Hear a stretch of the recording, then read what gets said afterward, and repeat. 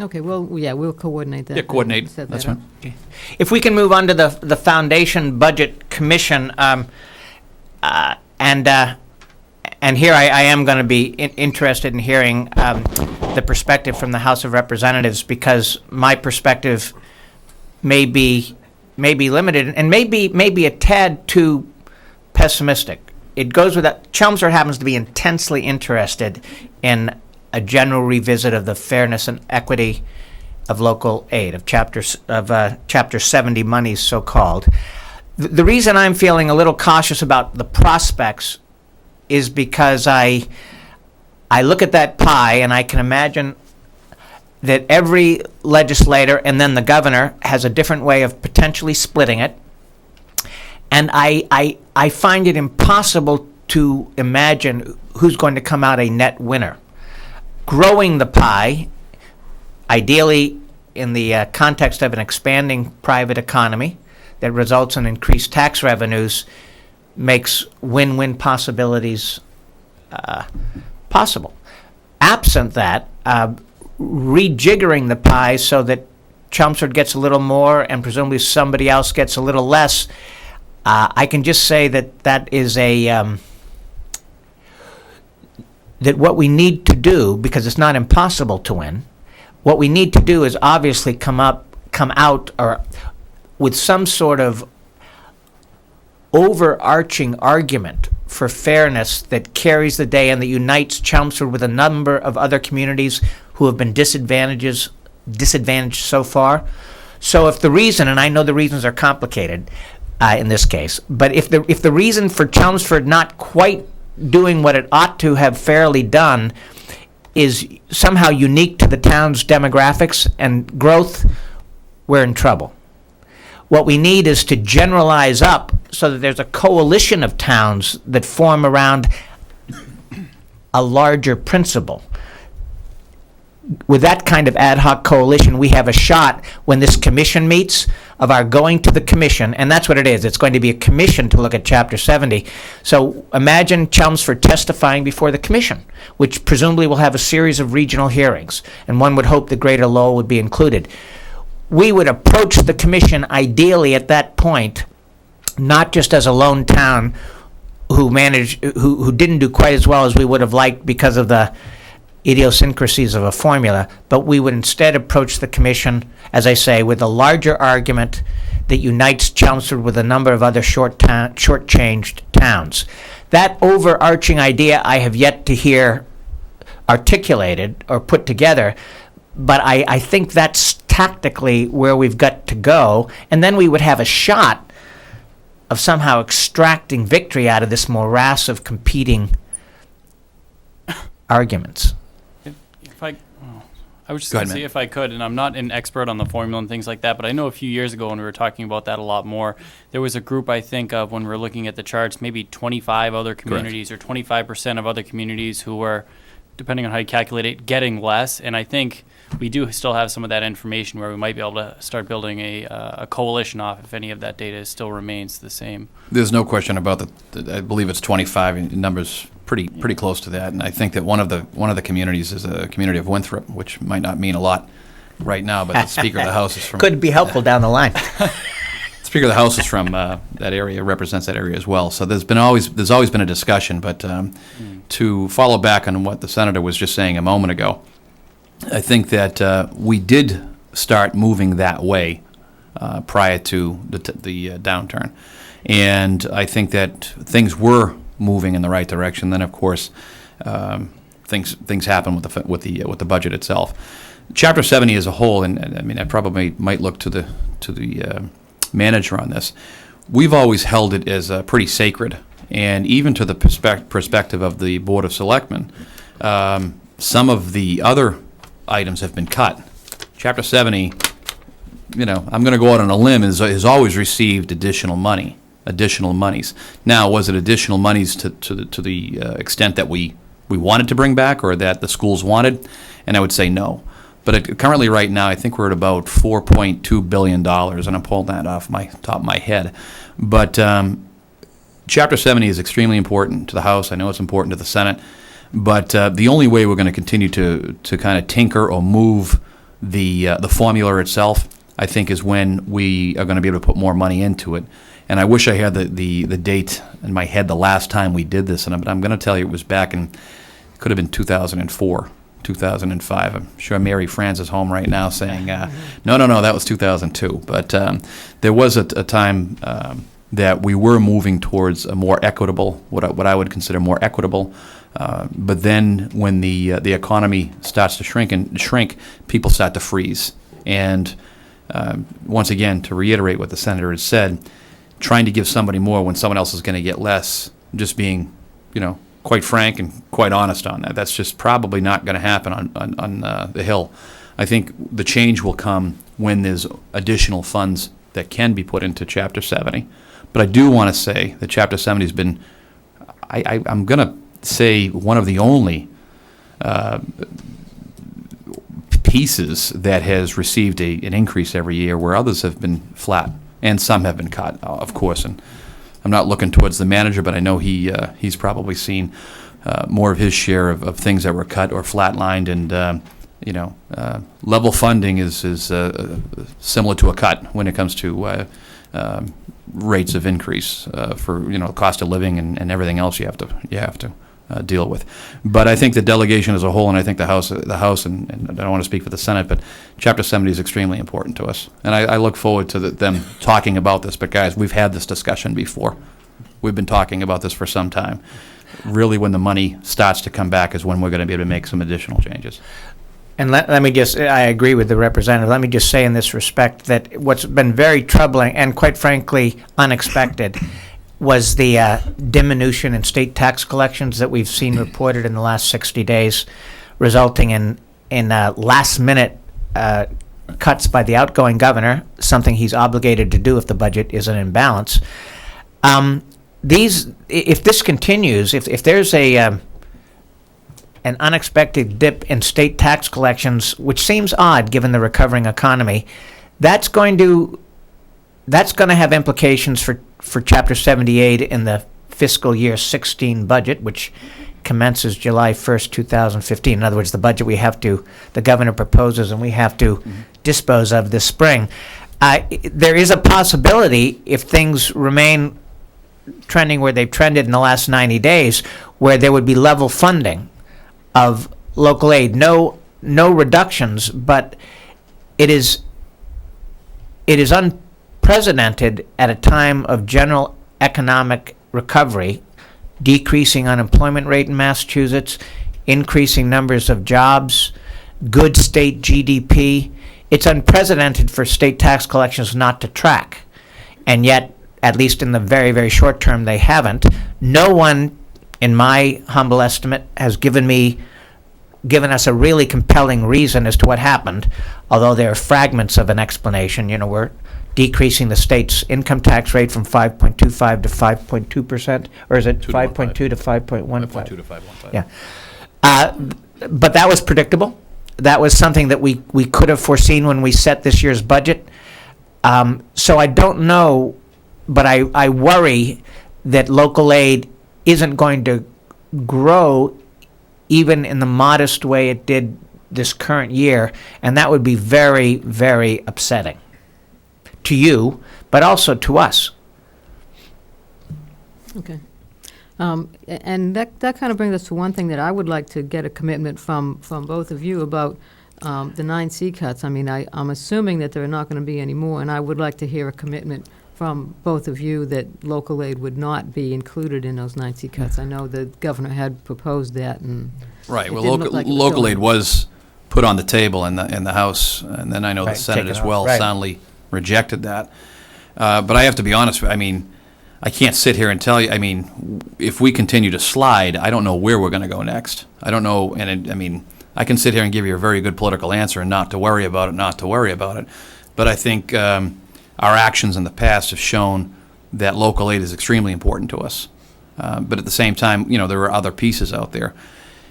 What the senator was talking about, the last 90 days of the slide that's been going on, which quite frankly just isn't making any sense.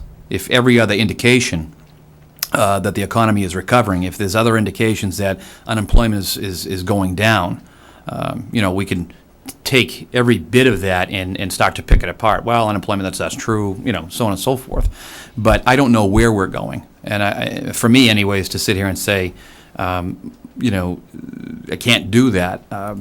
We're obligated to make sure, we're not like the federal government. We're obligated to have a balanced budget, similar to the way the town is. If this ever does happen, I can promise you it's not going to be something that I'm going to be happy about. I'm sure Corey, David, and Jimmy, they're not going to be happy about it either, but I would love to give you that guarantee, but Madam Chair, I just can't do that. The governor doesn't want to see it happen. So I think all the interests, both political, you might say, and policy are aligned, and yet if there is no money, or if there's money, there's no great place to take it from. So the healthcare piece is the biggest part of the state budget, and in order to get federal matching funds, those Medicaid bills have to be paid. There's no easy. I would say I favor myself cutting foreign aid, and not to, and the military budget too, but we don't control those. Okay. Right. Well, the revenue hearing will be on the 22nd of this Correct. month. That'll be the indicator of where Yeah, everything's going. that's going to be very interesting. That's Extremely exactly concerned right. as to where this is moving. Once again, if you're looking at everything else, it's just not really adding up as to why the last 90 days, the income tax, which is one of the primary pieces that brings the revenue in that we can send back out, it's just not catching. It's not making a lot of sense. And the senator had said it earlier. I haven't heard a really valid, well, this is happening because of this. I haven't heard even from MTF and other folks that we have a lot of respect for. Okay. Well, I do. We had 3 other things that we had sent you guys, so if you could touch on those briefly, and then I think like Then Bob what? or somebody else might have a couple questions, because like you said, we do have other people that have business with us this evening, so we don't want to throw you out. Well, let me jump down to the home rule. There's you would like us to sponsor a home rule petition to authorize the town with respect to liquor licenses Yes. at the Center for the Arts and the community center, and that sounds good by me. I think I'm speaking for the House delegation on that one. We'll We'd be okay with we'll that. toast you on that, and I think that's doable Yes, absolutely. and doable in the time frame that you need. Okay, it has been submitted, so, So you- Has to be you filed. File it next week. Yep, we Okay. can file it next week. Yeah. Can we sneak it into another bill? that would probably hold it no. up, right? No. It probably would go better by It's a itself, home, right? home rule petition, it'd be fine. Okay. It'll be a little discussion as to why it needs to happen, but it's something that we can do if it's a wish of the board, obviously, to get that done. And the manager, I'm pretty confident that the delegation get that done. Okay. And you had also asked about early voting in municipal elections, and here we're going to benefit from input from you and from the Mass Municipal Association. There's a gray area here, a little lack of clarity with respect to how much this is going to cost towns. Towns retain options under the bill with respect to early voting. So presumably you would exercise those options so as to minimize costs that you couldn't bear in the short term. But we're having a hard time, we're interested in getting a fix so that the use of early voting doesn't penalize the town clerks unduly, but we're looking for, I think, for a little more specificity there. Well, Well, the- go ahead. go ahead. The challenge is you have a set of rules for the state elections and a different set of rules for the local elections. And so if people come in and vote early for the presidential election next year, then they'll come in and saying, well, why can't I do this at a local election? So again, there's not even a local option to say Good the point. community, if the community wishes to adopt, early voting, because what's going to happen is they're going to find it to be very convenient to not have to worry about the traffic and the lines and everything else on voting day or the weather, what have you, that they can vote, up to the business days before the election and the presidential election. But it's something that it should be uniform anyhow. If you Right, can do it either here, make why it not? uniform or make, at least, or the Why not minimum, same, make it yeah. local option. Correct. But now there's no option, so it's going to create problems in the clerk's office because they're going to Yeah. have people coming in saying, what do you mean I can't vote? I voted in November for early, and then now I'm going out of town, or now I'm trying to be more convenient or what have you. And so now you've got different election rules for different types of elections.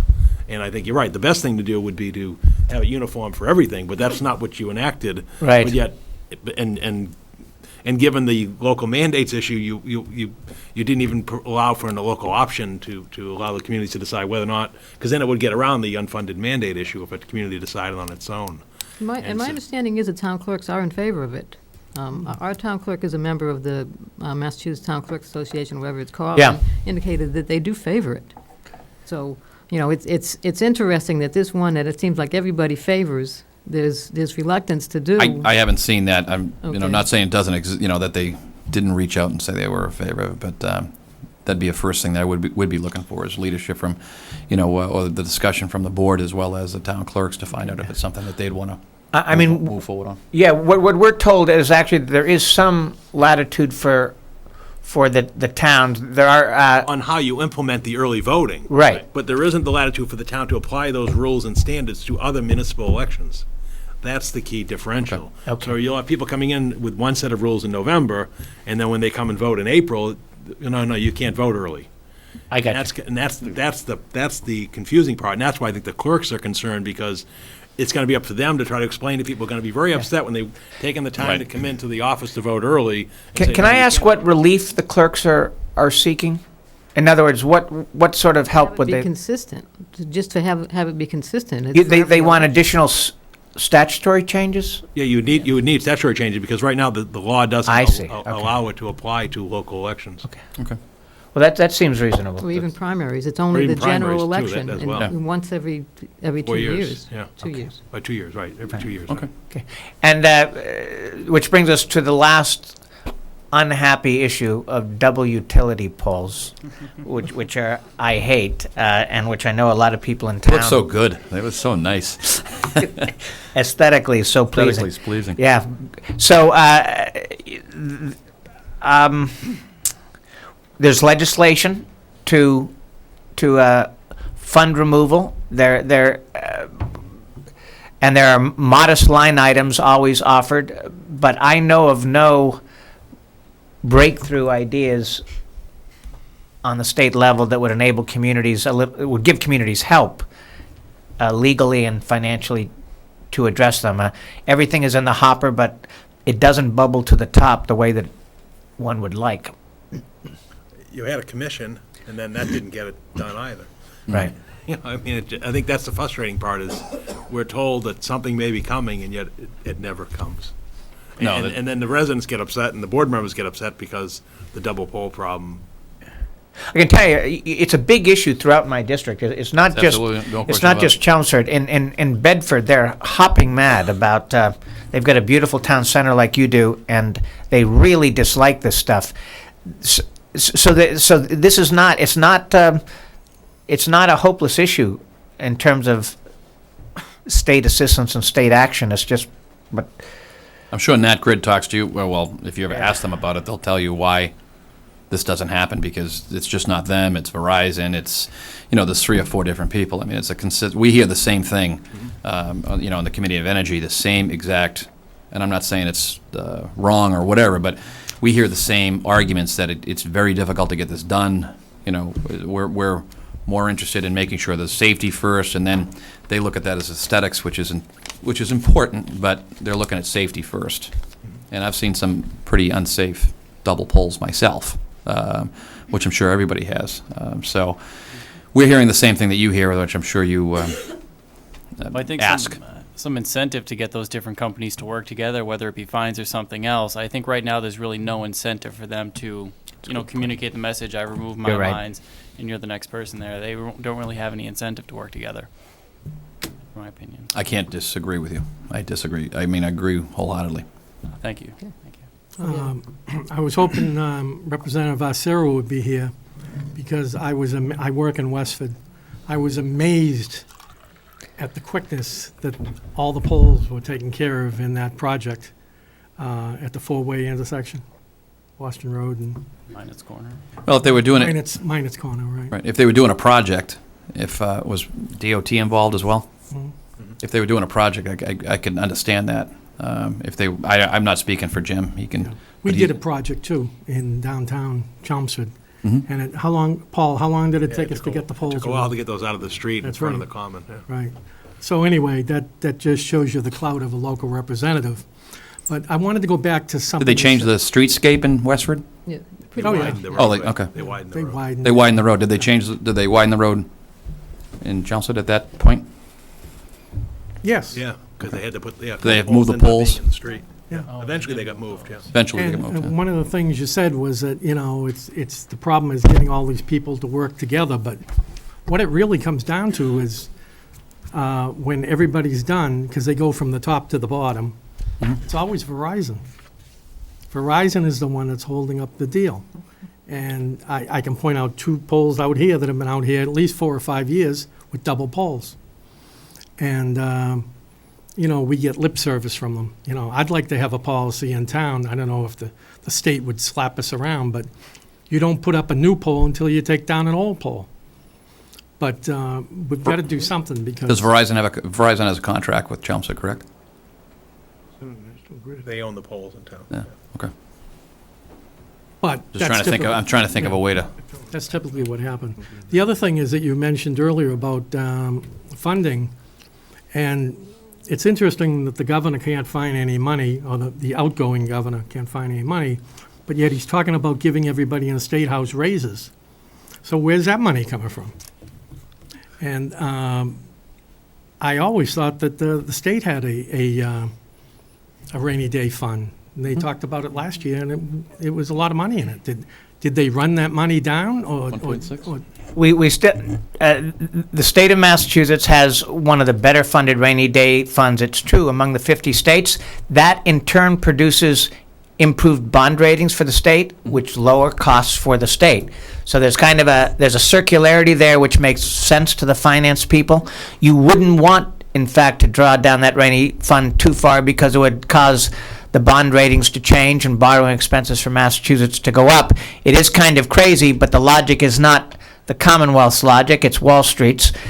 And with respect to the raises, I will just note that it's not, none of them are retroactive to my knowledge, so that, and in terms of dollar amounts, I know you're talking about a reclassification of some middle managers primarily. And in terms of dollar amounts, that money wouldn't have, had it not been committed by the governor, wouldn't have enabled us to fill in the blank, fund an ambitious new program. It's, in terms of the state budget, those pay adjustments for middle managers, in terms of dollar aggregate, are small. They're angering.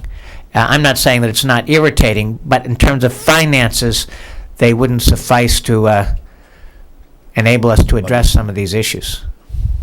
Yeah, well, but the thing it does do is it increases the base, and then next year, when you give them another raise, then you go on the base.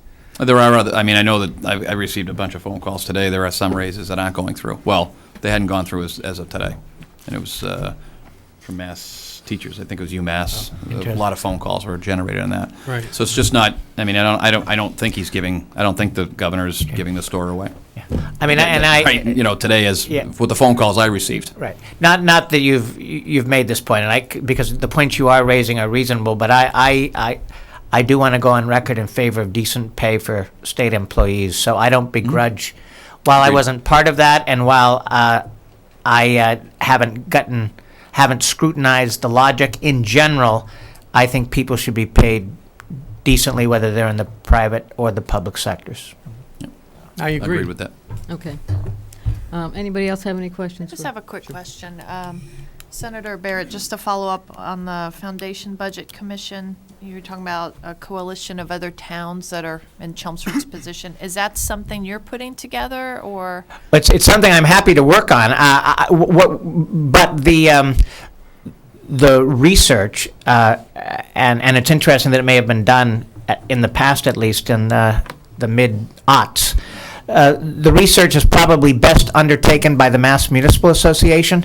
I hope, I'm not sure, but I hope they would be able to identify some similarities among disadvantaged communities. If we could put together, and if we could put together, 10 10 state senators with affected towns of the 40 in the body, and a roughly equal proportion of affected House members, 40, 50, yeah. then you're talking about a critical mass. What I cannot do in terms of my own staff's research capability is tell you what those commonalities are. It's not a big data question. It's not quite that complicated, but one would have to be very sophisticated in order to know which municipalities have been similarly disadvantaged by the current formula. And then, yes, I'd be happy to, and I'm sure that Representative Golden would, and the rest of we'd be happy to take a real interest. But who's going to, and I don't mean to make this seem harder than it is either, but someone has to give us our points of argument. And I know several years ago, we did have somebody, Kathy Duffett, on our school That's right. school And committee. And there was a who list of did. communities, we no longer are on that list because of the Okay. declining enrollment. We're now at foundation level of the state, so that's why we get the minimum $25 per Right. student, Yeah. even though we're out of the recessionary period. But the problem is, as you said, the base goes up, everybody goes up $25 per student. Correct. And therefore, it never gets the equity, and so what happens is we have a neighboring community of Westford where they have higher per capita income and higher equalized property values per capita. Right. And they get significant Exactly more right. Chapter 78 than the town of Chelmsford. Which I think was baked in. Right, and so it I was think the baked in problem years becomes ago people from people the don't hypergrowth. understand and can't see the transparency or understanding of the Chapter 70 formula. And that's what leads to the disgruntlement of I mean, this goes back to '93 when, 20 you know, years, over 20 years ago. Yeah, 20 you're right, 22 years ago, 22 years ago. when the law was last changed for And significantly. I think some of that stuff was baked in Right. for the hyper-growth communities, Exactly. you know, like Franklin or Westford and things of that nature. But Westford now has the same enrollment as Chelmsford Correct. roughly, and yet the disparity is what gets people upset. It was supposed to be temporary initially, wasn't it, Tommy? Then it was supposed to be temporary initially, right? To Well, help them to make that.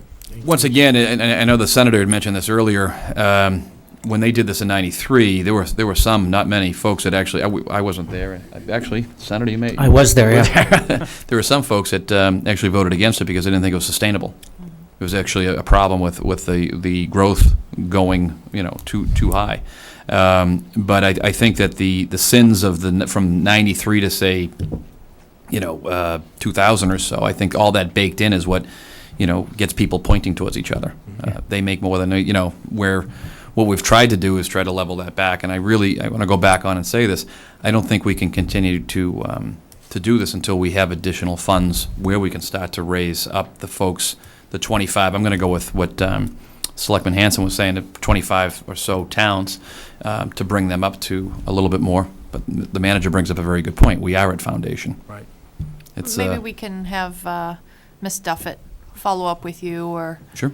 you know, someone Sure. on your staff to help provide some Yeah. Absolutely, that'd be information to awesome. you. The only thing I would ask of her is that her analysis be up to date, rather than historical, Oh, it will be.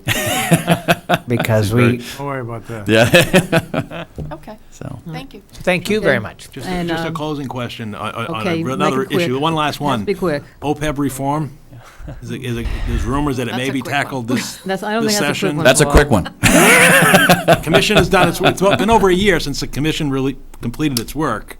As you So know, let me there was just, this is just a guess. I think this governor is going to take a intense interest in OPEB. So I think he's going to insist that it be before the legislature, and I think the legislature may very well then respond affirmatively. I could be wrong, but it's tailor-made for Governor Baker's, Policies, if you would. sort of managerial bent. This is a structural problem that needs addressing, and I think he will frame those structural issues for us. And I think the legislature showed the leadership that it has happened with healthcare and so on and so forth when other people didn't think it could get done. You did pension reform. Pension reform, Did which healthcare one? reform. Pension one, Health- pension you two, did you know. healthcare reform. The Yeah. pension reform and the healthcare reform has all come to fruition. So I'm not sure on OPEB, but it's definitely talked about. Okay. Thank you very much, and thank you both for coming. Thank and, you, Madam Chair. Madam Chair, thank you very Thank much. you very much. Board, thank you very much. Back at some other time when we can spend more time. Yeah, next month. Be careful walking down those stairs, Tommy. You shouldn't have kicked me in the knee. Okay, we're on to public service announcements this evening. Shana Mickle, I believe, has an announcement to make. I do. Hello, everyone. Shana Mickle. Thank you for having me. I appreciate it. I hope everyone had a wonderful holiday. Just here tonight to very briefly discuss a fundraiser that we're planning to benefit the beautification and basically a renovation or enhancement of Roberts Field. The fundraiser is planned for March 7th, 7 to 11 p.m.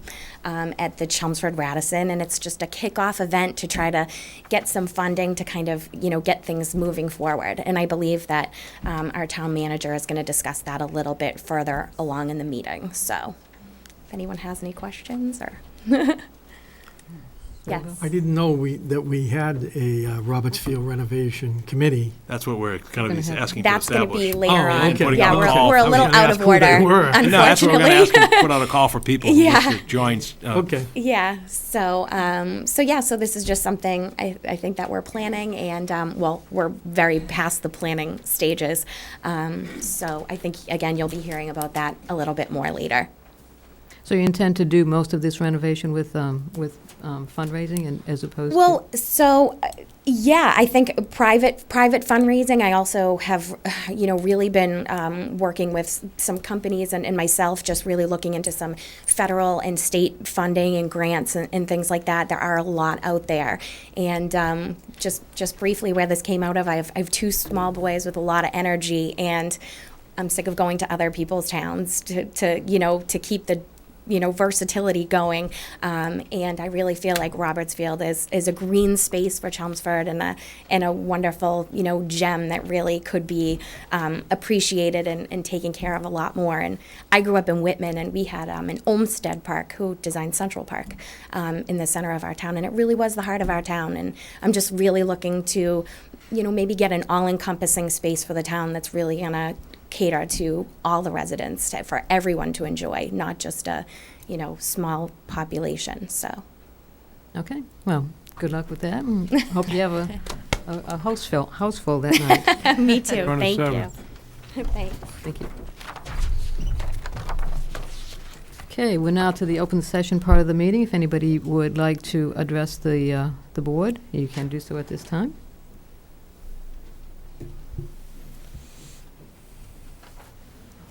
Hello. Hey. I have a short prepared statement.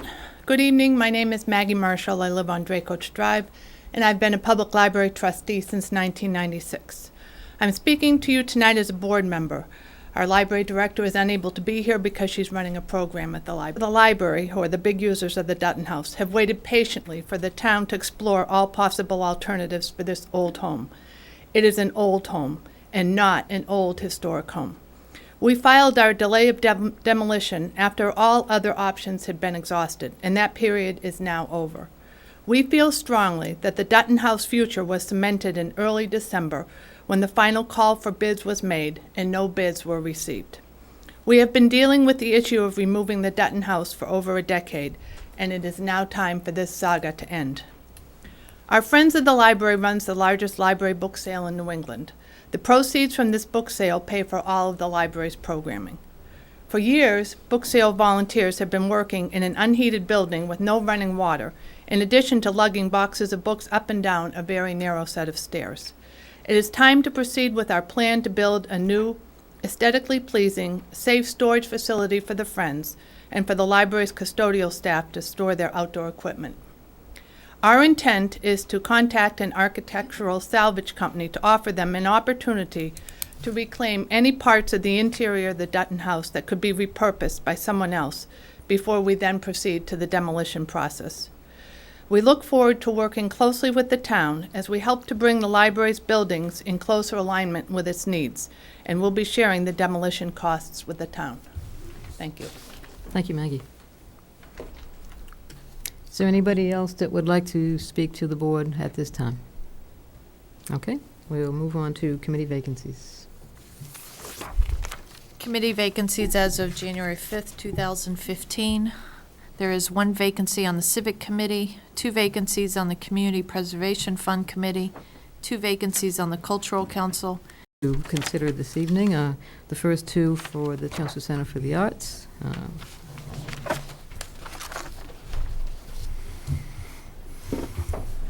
Good evening. Hello. That's good news from the legislation. I can't wait. So, Okay. the first request is for this coming Saturday, January 10th. It's for a concert that will be held downstairs in the Cabaret Cafe. I will be the tip certified bartender. Should I leave this on file with Sharon? Yes. My She tip probably already certification, so has. it's just there. Yeah, she probably has. Yep, it. she may have it, That but would be you good, can leave yeah. it. So the hours will be from 7:30 to 11. It's a jazz concert. Okay. Does anybody have any questions for Kit about that event?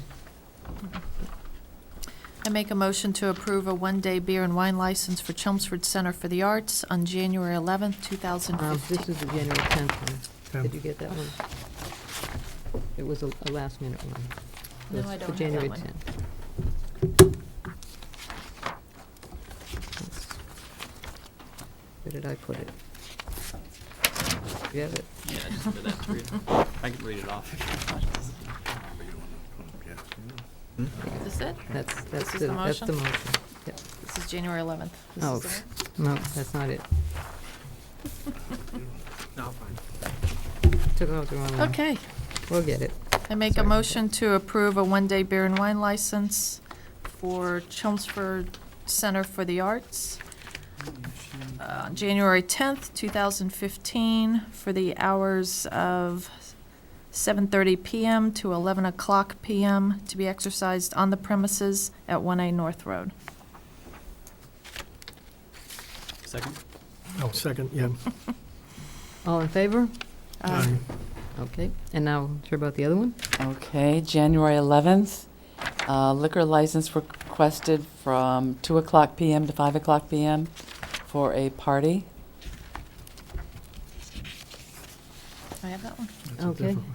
That's a different one. Anybody have any questions about this one? Okay, I'll entertain a motion. I make a motion to approve a one-day beer and wine license for Chelmsford Center for the Arts on January 11th, 2015, for the hours of 2 o'clock PM to 5 o'clock PM, to be exercised on the premises at 1A North Road.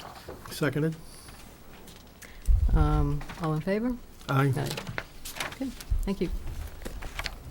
All right, and the last one for this month. I'm here Oh, on. you're doing that one too? Yes. Okay, I thought Mr. Because Drinkwater he's- was going to be here. He lives in Texas. Okay, So I'm here on behalf of Ken Drinkwater, all right. who lives in Texas, and his family is giving an 80th birthday party for his mother on January 24th. It will be from 4 o'clock in the afternoon until 7 o'clock in the evening. I don't really know how many people will be there, but I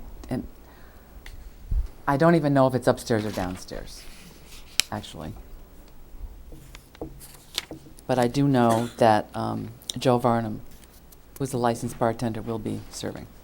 Okay. Good. This is a private party, so is that subjected to a license fee?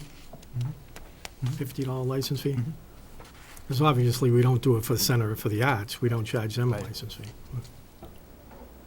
Okay, thank you. Any other questions? I make a motion to approve a one-day beer and wine license for Chelmsford Center for the Arts on January 24th, 2015, for the hours of 4 o'clock PM to 7 o'clock PM, to be exercised on the premises at 1A North Road. Seconded? Any other questions? Okay, all in favor? Aye. Okay, thank you. Thank you so much and Happy New Year. Well, I'm looking forward to a really great 2015. Thank you. Same to you. Thank you. Okay, we have several public hearings this evening. The first one being a continuation of the new beer and wine license for the Bill Pappas Golf School. Is Mr. Pappas here? Pappas, just call him Pappas. Is Mr. Pappas here? Is he not here? Thought he was out back there. Okay. We will then go on to the continuation for the poll petition and conduit petition for Littleton Road. We'll take the conduit petition first. Is anybody here from National Grid for that?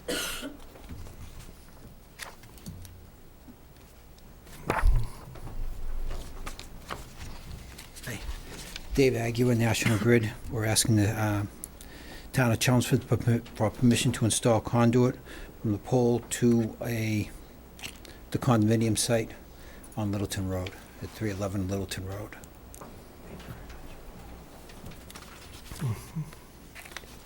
Okay, and we have had this, we've talked about this several times. Do we have any additional questions from the board, the applicant? Has anything changed since the last meeting? That was my question.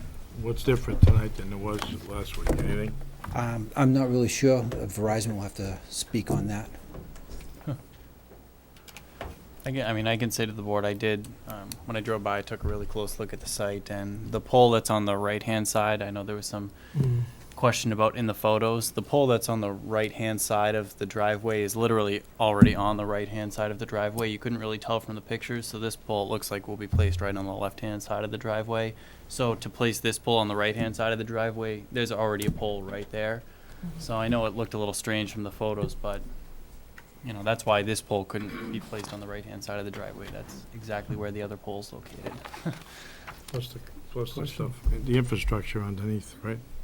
Well, plus that, yeah. I guess I don't see logic to that. Why couldn't they use that pole, the existing pole? We can't use that existing pole. There's too much equipment on that existing pole. It goes both ways. It goes onto private property, onto the neighbor of 311 Littleton Road, and it also goes across Littleton Road to the other side. We don't have room to put a riser on that pole. We don't have the clearances on that pole to do that. So you're gonna drop it, come underground with it, and take it up? No, we're going to put a pole to the left-hand side, facing the property, to the left-hand side of the driveway, And then bring it in? and then it goes straight on up. That was what we anticipated. There is a big load on that other pole. It's obvious how big the load is on the existing. Yeah, we're going both ways on that pole, all four ways on that pole, yes.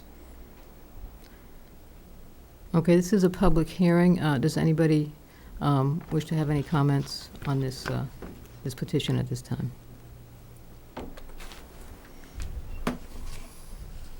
Chairman, members of the board, name's Brian Sullivan, attorney in town, 18 North Road. I'm here representing Garrison Place. They own property at 313, direct abutter of this 311 project here. Since May 9th, I believe, we met with the proponents of this at the site, as well as the project manager and their engineer, in the pouring rain, of course, but they did advise us at that time they could not use the existing pole, as Mr. Hansen was just referring to, because there's just not enough room. We'll accept that.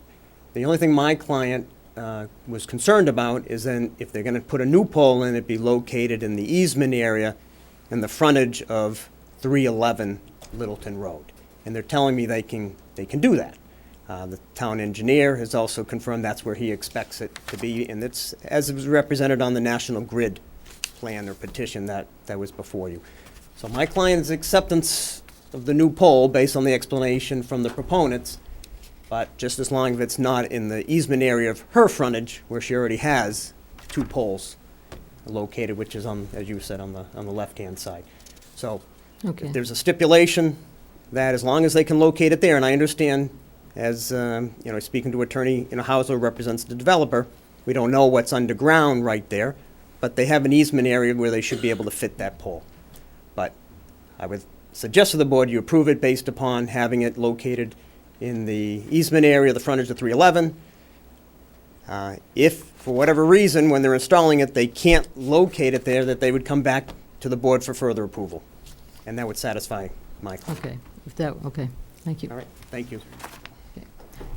Anybody else have any comments on this public hearing? Could I just re-emphasize one thing? I have no problem with this. That's exactly what they submitted to town engineer Steve. Uh-huh.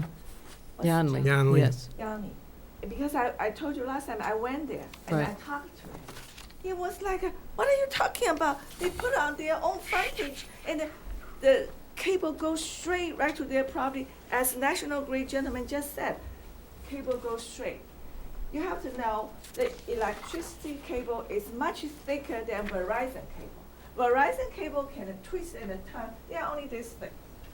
Okay? They have 59 unit condo. The electricity cable is not just this thick. You put it in front of my frontage and twist and turn. That's not acceptable. Okay, we understand, and that's what we're Put on gonna, the what we're ground. gonna take care of, And you right? do whatever you submit. You know, I don't encourage you. I submit Plan A and I'm doing under table Plan B. That's my point. Okay, thank you. Okay, but you're happy with this plan now? Yeah, this one. All right, Exactly this one. Not Okay. twist and turn the cable. Okay. Okay, we Go straight to understand. their Oh, well, Yes. property. you better get an okay. That's exactly on the engineer's plan. Okay, do we have anybody else that would like to make any comments on this petition?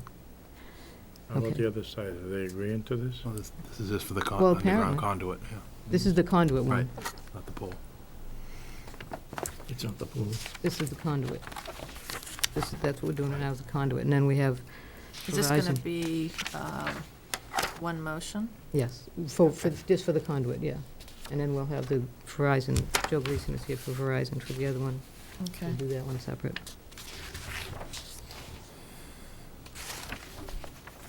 Oh, you ready for that? I am, unless anybody else has, Can oh, we wait a minute. close the public First we have to hearing? Close public hearing. yeah. Motion to close public hearing? Second.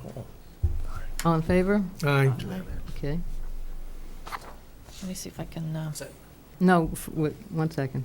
so is the motion for the conduit based on the easement area, as they were talking about, or is that just the pole? As presented on the plan, which is this plan, which shows it in the Right, frontage which of shows it in- 311 Littleton Road. You can, Okay. you can mention the easement too, Okay, it's fine. so Put make- more rather than less in the motion. I think we should have gone the other way around. make a motion to approve the conduit application by National Grid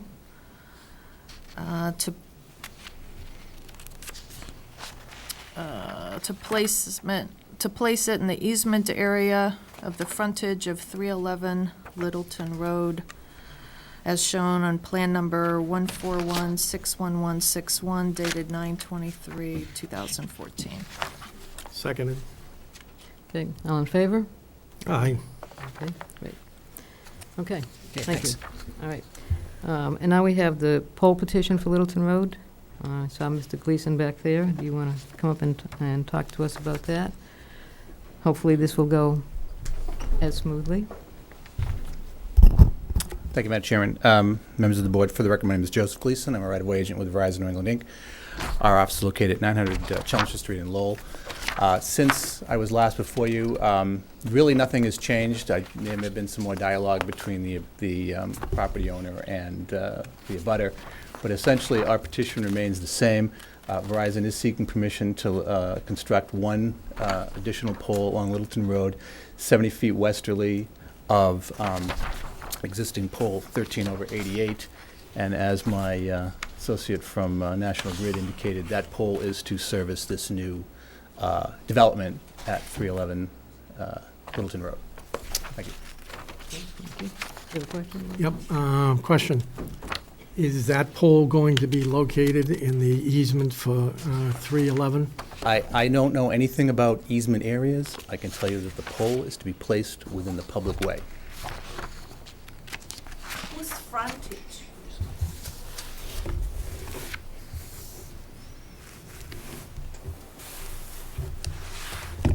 Okay.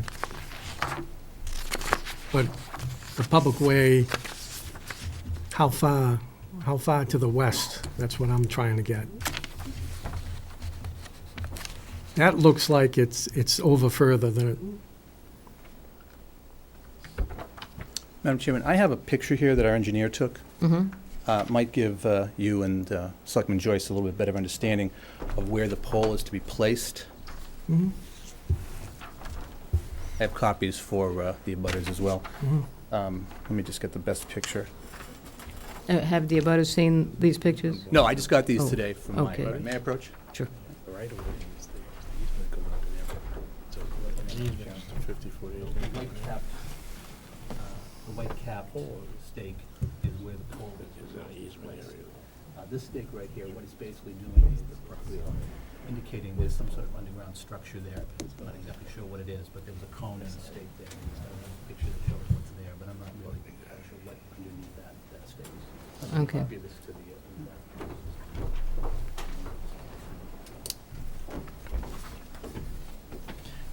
Should stay in this first. Essentially, the driveway comes up and the pole's like right there. No, without the pole, they can't put a conduit in. Yeah, so what's the sense in voting in front of it? You don't have a pole. Conduit and the pole being two. Thank you, Joe. That should be helpful. It's in the 311. Right, if the conduit's in 311, then the pole's in 311. Well, unless the conduit goes this way, because he's saying this is where it's gonna go. Okay, well, the abutters are looking at that right now. Can I ask you a question while they're looking? Ask who? Okay, go ahead. How far does the conduit come to reach the pole? I don't know. I don't understand the question. I mean, the conduit's going to come from the private property. It's going to Right. cross over the Starts at the pole, the Bob. public that? way to the pole. Conduit starts at the pole, right? Conduit starts at the pole. Right. It'll travel underneath the public way till it reaches the property line. Yeah. Now, I have another picture here that shows where the property line is, and that's where the conduit's going to run. So theoretically, the pole could be 3 or 4 feet away from it? The pole could end up 3 or 4 feet away from the conduit? Does it No. have a, No, the conduit's going to be attached to the pole. It's going to come up the pole, it's going to come underground from whatever's going to be built at that location. Right. It's going to run through the conduit system, which is being placed by the developer, and it's going to come up on the pole through a riser. So basically the way it is you put a plastic or, not a plastic, but it's a conduit riser on the pole, then attached to the pole, it goes down underneath the ground and then through the public way into the private property. okay. No encroachment on the abutter's property. If there was going to be encroachment on the abutter's property, we would be going to the abutter and securing easement rights from them.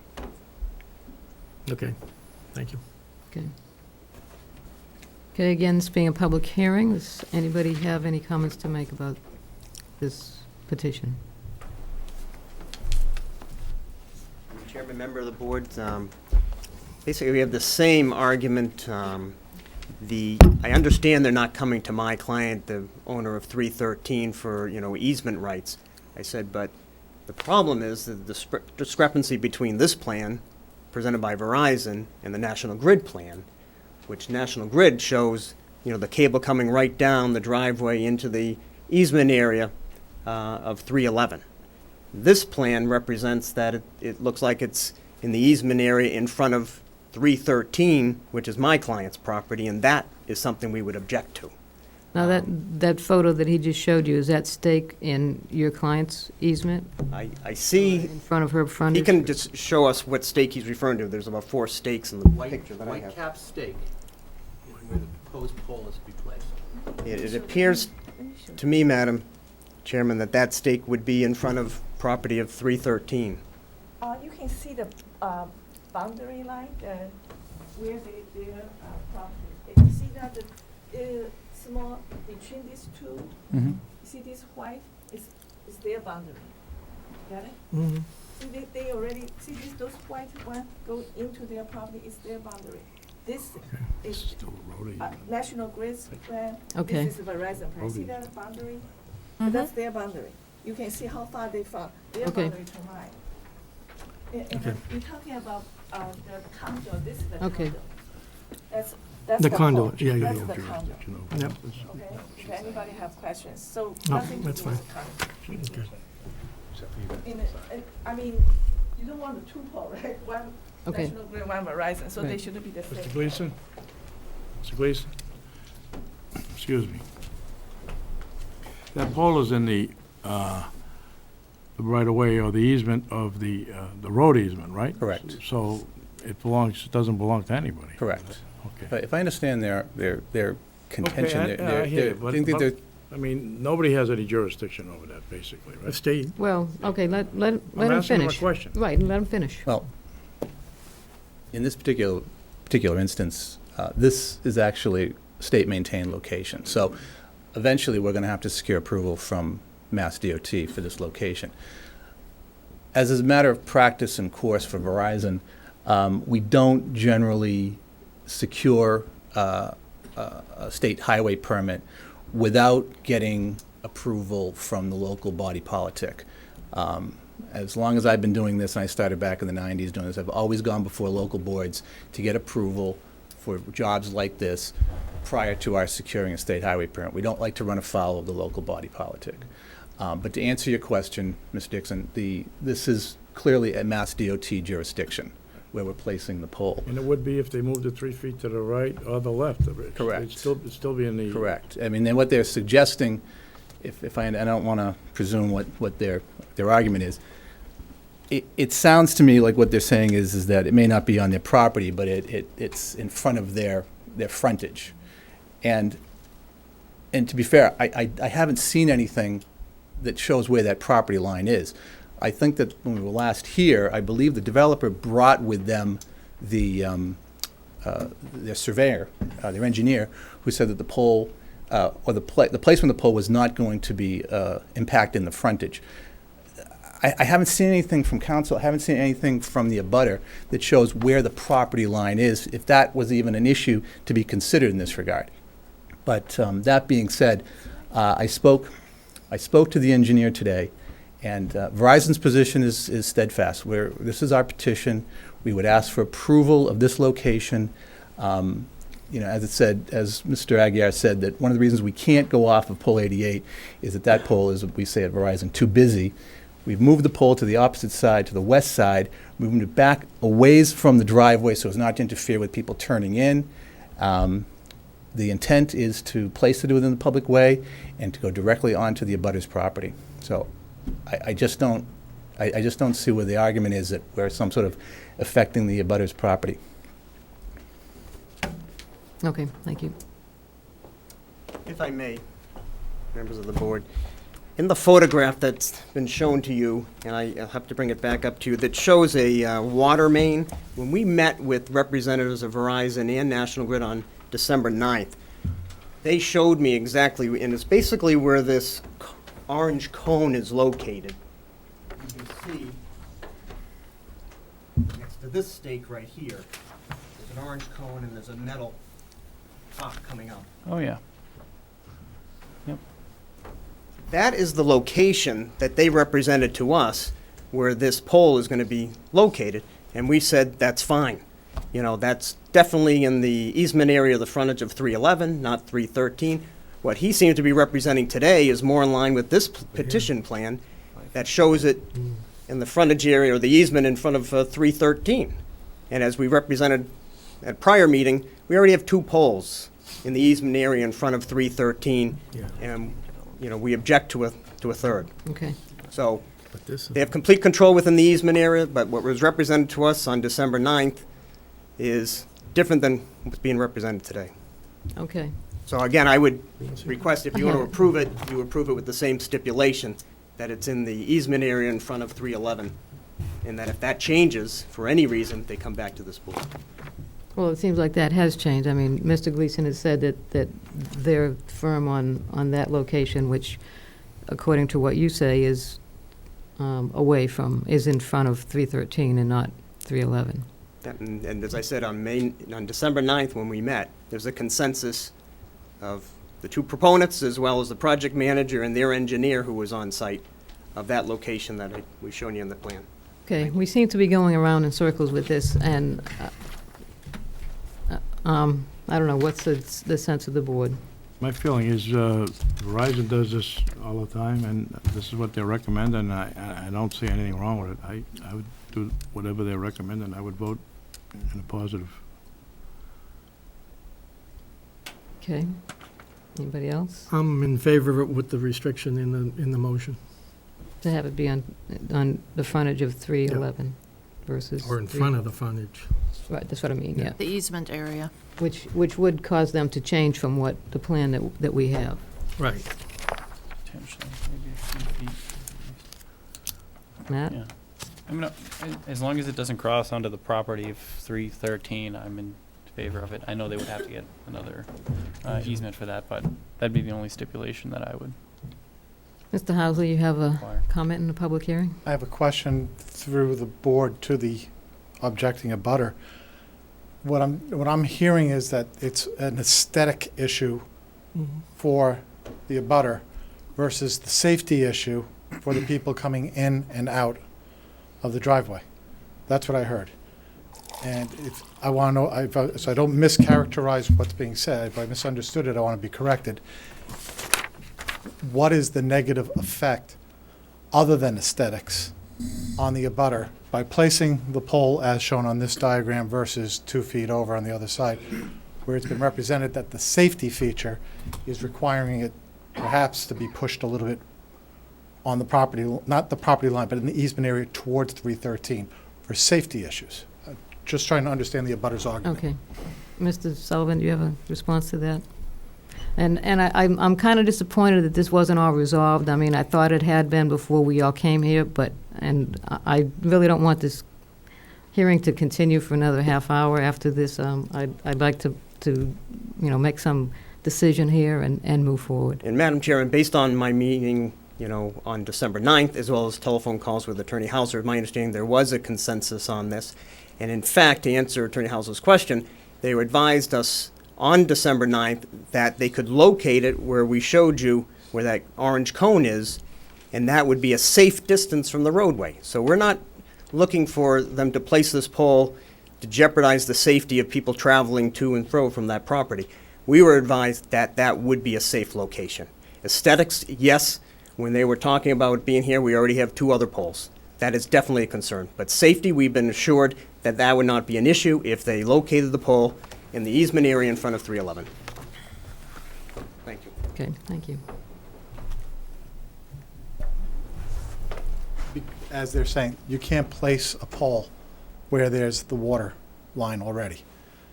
That's what that picture's showing. It can't be on top of the water main. It has to be to the side of it. Okay. Just so you're All right, clear. thank you. Okay, so our options are, I just have a quick question for the Verizon gentleman. Mr. Gleason?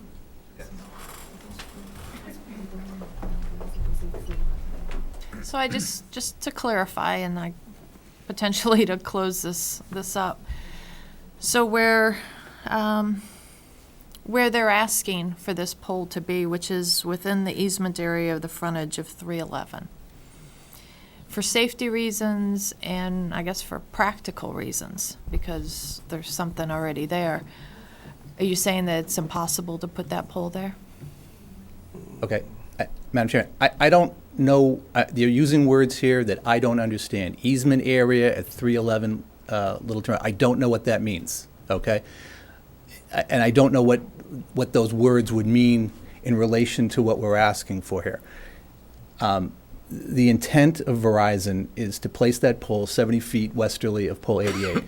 It's far enough away from the entranceway and from, if that is a water main, and I'm not aware that that was a water main, I just heard the gentleman say that, but there obviously is something underground at that location.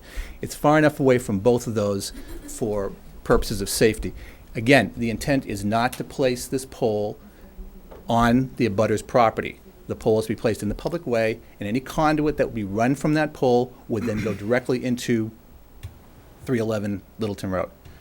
That's the, and if easement area is, if you mean by easement area the property of 311, that is the intent.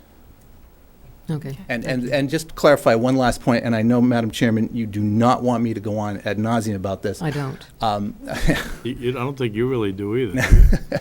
Just for clarification So chatty purposes. tonight, George. Well, National Grid's I don't think petition is to basically place its own lines and wires and whatnot and develop or place conduit along the westerly side of the driveway. I would ask that the board sort of divorce itself from any of the purported measurements that National Grid has put before. They think they were talking 68 feet or what have you. Ours is 70 feet. But again, it's 70 feet plus or minus. We will make sure not to encroach on the abutter's property. If you give us this grant pursuant to this petition, we do have a little bit of flexibility there to move it slightly easterly to make sure there's no impact on the abutter. Okay, Thank you. thank you. And I think that's, at least for me, that's what we're asking here Right. is, I understand that legally you have a right to do this and, you know, you can put the pole there. But it's about, you know, working it out with an abutter, with a neighbor, and, you know, not making this contentious. And that's where I'm just asking, what can you do? You know, is there some possible compromise there if you don't have to go all the way to 70 feet?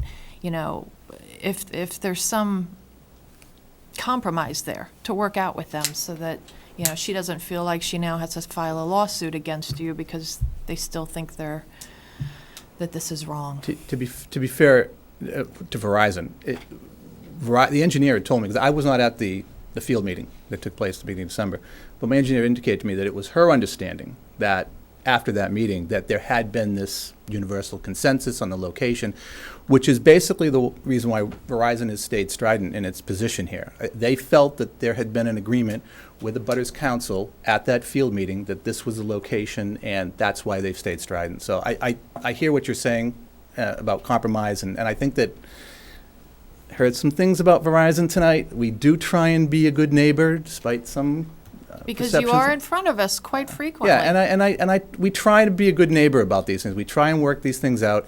We always have somebody out there to meet the abutters if there's objections. So I do think that Verizon has made an effort to accommodate the concerns of the abutter. Thank you. Okay, thank you. Prolong this, I just wanted to clarify it's a sewer line that's, you know, closest to where they're proposing it's not a water line. And as I wish the representative tonight was there at the meeting, because as you see on the picture there, where they're locating they said within a couple of feet was where that orange cone is, not where they have that stake located. So it's a sewer line, and that's not an issue with putting a pole? Well, there's a sewer line I don't think it really matters. in It's the- the utility. Okay, That's within, Yeah. you know, the property of, 311. And again, there's plenty of room before you get to where their stake is located and what's represented on this plan. Okay, thank you. Okay. If you want my opinion, I mean, Mr. Gleason's been coming here for 6 years, and, I haven't seen him make a mistake yet. Lead us astray, so I have all the confidence in the world in what he's proposing, so that's only my 2 cents. Okay.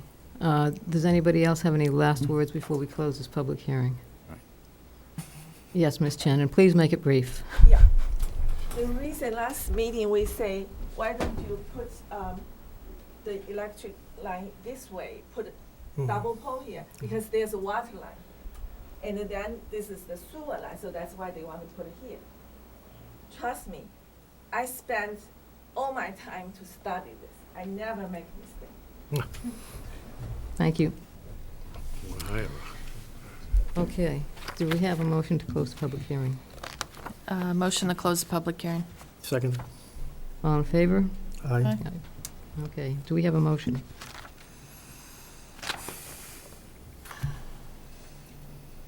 Matt, you're looking at me. But, A lot of motions.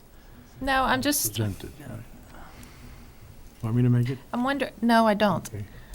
What, Well, it doesn't have to be you, Janet. I mean, he can make it. I Well, I don't know know. if she's having a hard time with it, I understand. I'm not having a hard time with it, Chatty Cathy. I'm just having a Could we thought just here. stop What with the... what I'm thinking is, Just, if there's a possibility for it to go in the easement area of the frontage of 311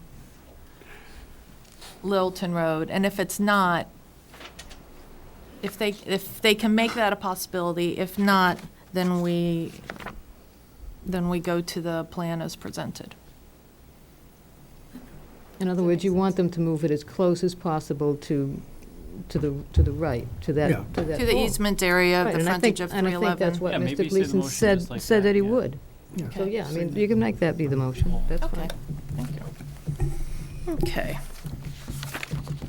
Make a motion to approve a poll petition for poll 88.5 for Verizon for it to be as close as possible in the easement area of frontage of 311 Littleton Road.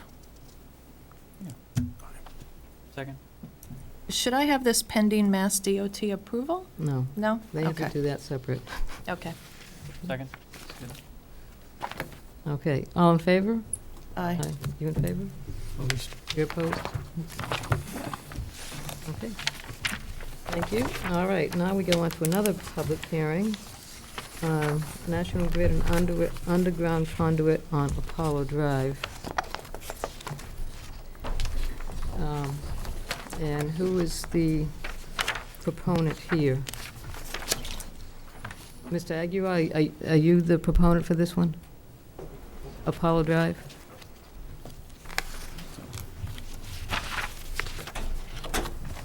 I just saw, Dave Aguirre, National Grid. I just saw that petition today, so I don't know anything about that petition, so I can't speak on that. I know there's a couple of people here. If I could take down their names and their Okay. concerns about it, but no, I didn't know anything about Apollo Drive. Okay. So this is a public hearing, so there are people here that would like to speak about it? Okay. And we do also have a letter from a neighbor that we will also consider. George Rowe, 36 Monmouth Street. I submitted the letter and Okay. an illustrated copy of what I received from National Grid in regards to the conduit they want to put across our property. I'm just hoping that maybe I can meet with them now that I spoke with someone so we can get rolling on it. Like in my letter, I stated, we had met and we had spoken, but since July, it kind of, I tried to make contact, they never got back to us. And then I received this in the mail a few weeks ago, so that's why I just try to submit a few things so you can see where we stand. Right. And I'm hoping now that I spoke with this individual back here from National Grid that he said maybe we can get rolling again on getting something straightened out here. Okay.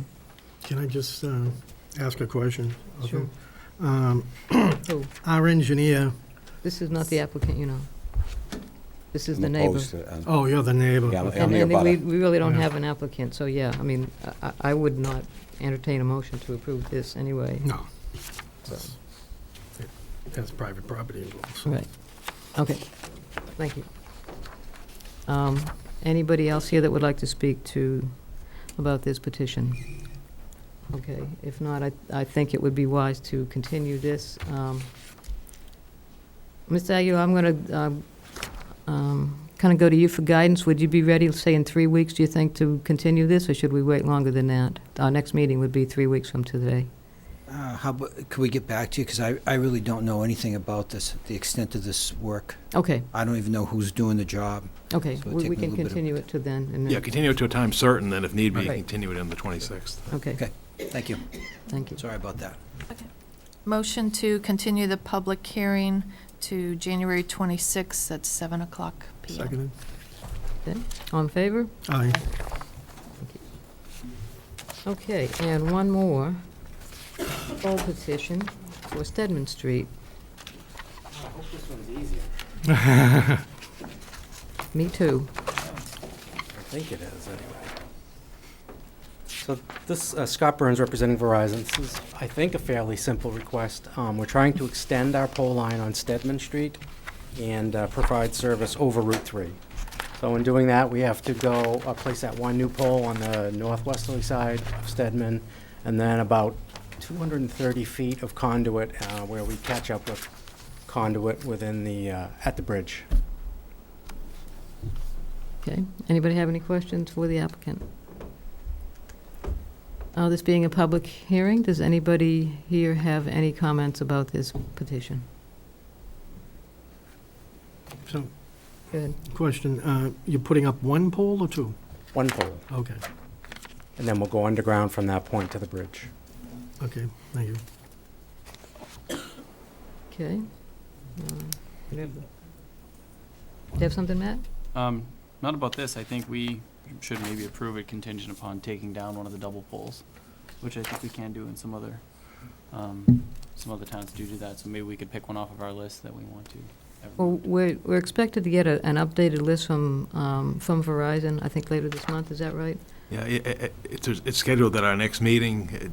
We The got 26th? The 26th, but we got word today that I believe it was National Grid cannot have a representative at that meeting, so it may go into the February schedule. Okay. I'm just saying we could still get one taken down if we make this contingent upon that, upon them taking one down. I like that idea. Okay. Contingent upon the taking down of a double pole to be determined at, Or if they could even tell us where they've taken one, you know, I don't know that we want to pick one. It might not, you know, there might be some that, I'm sure Well, in could their use it. list, or one of the recent lists they've given us, or one that they will give us, it will say which poles are ready and which ones have other lines on them, town wires or National Grid Right. wires, things like that. So right, and then off the top of my head, I wouldn't be able to determine that. I'm sure there are some that are ready. Yep. Okay, how about if we make it contingent on a review of that and providing that information of several poles to pick from, and, you know, that they be, at least one of those be removed in return for Contingent. this. Sure, yeah. How's that? One pole at a time. Ready? Okay, we need to close the hearing. motion to close the public hearing? Second. All in favor? Aye. Aye. Okay. Okay, go ahead. Thank you. Motion to approve Verizon job number 1A0Q0GB dated 10/21/2014 for the placement of one pole and underground conduit on Stedman Street, Contingent on. contingent upon the removal of one double pole, To be determined. to be determined at an upcoming Board of Selectmen meeting. Second. All in favor? Aye. Thank you. Okay, thank you. Okay, on to town manager reports. I haven't seen that. Okay, thank you, Madam Chair. Paul, Yeah. before you do that, what should we do with Mr. Pappas? Should we continue that, since he is not here Yeah, it doesn't yet? feel like he's arriving, so Okay, I so think why you don't we continue it to the 26th. Take a vote to continue that. I was gonna say, well, it was a public hearing, we could see if there's anyone from the public to Yeah, speak. okay, we If can, there are we no more can, public comments. but- we can do that. Okay, this is a public hearing then for a wine and beer license for Bill Pappas Golf School on 70 Princeton Street. Anybody here have any comments on that application? Okay, there being none, I'll entertain a motion to continue. Make a motion to continue the public hearing to, was it January 26th at 7:00 PM? Second. All in favor? Aye. Thank you. Okay, now town manager reports. Thank you, Madam Chair. Today is the deadline for the submission of citizen petition warrant articles for the spring annual town meeting, the first Monday in January. By today's deadline, this afternoon, we did not receive any citizen petition articles, nor did we have any inquiries in the last several weeks regarding them. So at this point, there'll be no citizen petition articles on the spring annual town meeting warrant. Next item I have in my report is the agricultural preservation restriction for Sheehan Farm. I'm pleased to report to you that we have an agreement on language between the town, the land trust, and the state. And so how the process would work at this point would be, if you would vote to approve the preservation restriction this evening, I would then forward the signed agricultural preservation restriction to the land trust for their execution, and then it would be then sent to the Massachusetts Department of Agricultural Resources for approval by the commissioner, and then it would be recorded. And that would bring the completion of this Sheehan Farm agricultural preservation restriction. Were there any changes? The only change, and this came back from the state, it had to do with paragraph C2 on page 3. And it didn't, what you see there is the revised language with the grantee's prior written approval, the excavation, dredging, disposition of, on, or removal from the premises of loam, peat, gravel, soil, sand, rock, and other mineral deposits or natural deposits, except minor excavation for generally accepted agricultural practices, is allowed and is expressly consistent with the purposes of this restriction. So basically, that was the only significant modification from the earlier draft that was before this board. And again, I think it was just an issue of getting a consensus amongst the three parties to the agreement with the state. But at this point, it'd be my recommendation that we move forward with it in its form, that again is now acceptable to the other two parties. Okay, any other questions? I'd like to make a motion to approve the agricultural preservation restriction between the town of Chelmsford and the Chelmsford Land Conservation Trust, Inc.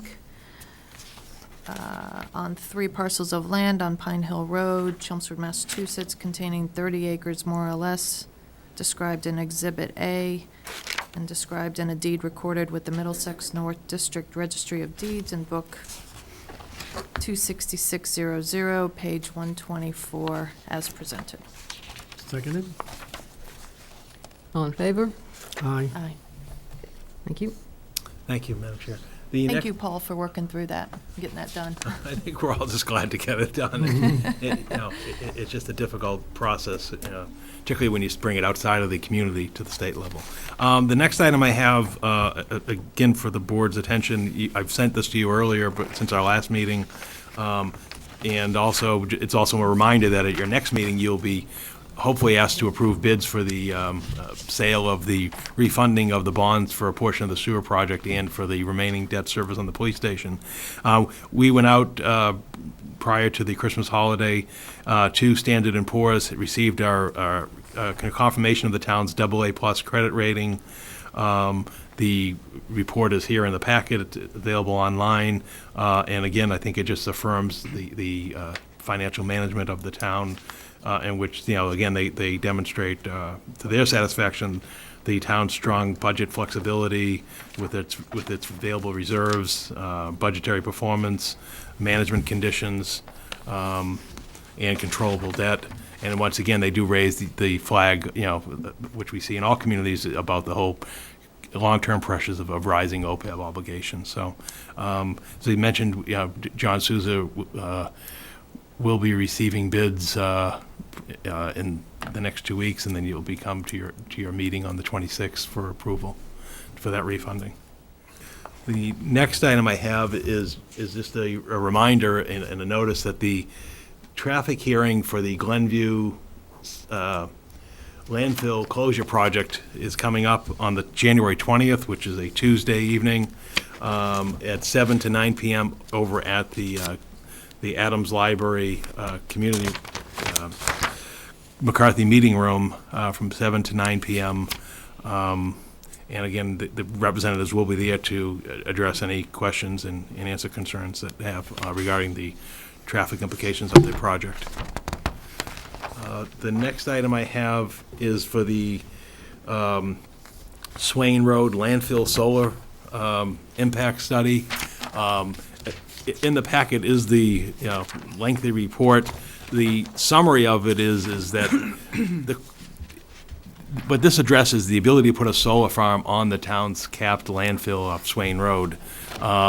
The analysis with National Grid and the consultant, which we had that state grant for, confirms that it is possible to construct a 750 kilowatt photovoltaic or solar farm facility on the landfill site, and at the estimated cost for interconnecting to the National Grid infrastructure is a quote approximately $207,000.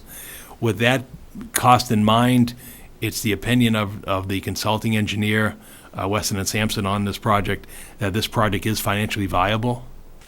And so where we would go from this point is we would have a confirmatory meeting with National Grid where, representatives from the town, the consulting engineer, and National Grid would meet. We're trying to schedule that for next week. Where it goes from there, quite frankly, would be to bring this to town meeting this April for town meeting authorization to enter into a lease for the Swain Road landfill site to generate a solar farm. And then the other question is during that same period, would the town wish to engage in a community solar effort where residents who may wish to participate in solar energy for their residential dwelling, however, don't have a suitable location on their property, on their roof and so forth, could they participate in a community effort and take power from this site? We've seen that happen in a couple of communities in Massachusetts. And again, if that were to take place, we'd have to pull that together for spring town meeting, because the reason for this is the legislation for solar, federal legislation and tax credits, it's a polite word, is that expires in 2016.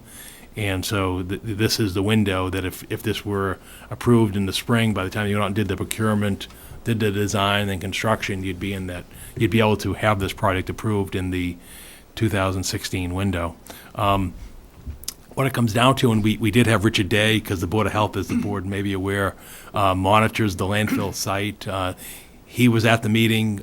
He expressed no concerns with this use at the landfill site. As the board also knows, since this project was originally brought to town meeting a couple years ago and withdrawn, the town has adopted a solar facility bylaw, zoning bylaw, that addresses the concerns of visual impact and such to abutters. So that's where we stand at this point, and unless I hear any different direction from the board, my intent would be to undertake the efforts that I described earlier to bring this for consideration at the spring annual town meeting, which would obviously include the drafting of the sufficient warrant articles, the completion of the study efforts, and the efforts for community solar, to then have the town meeting authorization to do the long-term lease, similar to what was done in the fall town meeting for the more limited and less impactful site at Katrina Road. But as you recall, what we had to do there is we had to get the town meeting authorization to lease up to a period of 20 years. So that's what we would do here. I want to inform the board and the community, the revenue that the community would net out from this type of lease is not going to alter the financial dynamics of the town of Chelmsford. Given the fact that you've got to weigh in the connection costs, and so forth, when the time's all said and done, you could be looking at a $40,000 a year revenue to the community. Not that $30,000 or something isn't significant, and obviously it would address the ongoing monitoring costs at the landfill and so forth. But I just want people to understand that this isn't, this is not going to be a project that's going to alter the dynamics of the town. The choice that basically at this point appear to be you do this project, or you just let the landfill sit there as is. And so it seems to me that the potential benefits to the community in terms of some limited revenue, and also the potential to offer an opportunity for people who may express an interest in solar in the community may be worthwhile. And in fact, the Energy Committee, Conservation Committee will probably is scheduled to discuss this at their next meeting about doing with our energy manager in terms of doing this type of an outreach to see because we know there are people who who didn't participate in the Solarize program, but there is still an ongoing interest, and some of you may see it in social media and otherwise, of people who continue to express an interest in availing themselves to a solar energy source. So that's where we are at this point, and I will continue working with the Public Works officials to move this along, unless the board basically doesn't want to go there. Paul, I seem to recall when we brought this to town meeting last time, the residents around there were opposed to it. Scotty Hollow was opposed, and have we mitigated all those problems now? Or? Well, I think those problems would be addressed by the bylaw.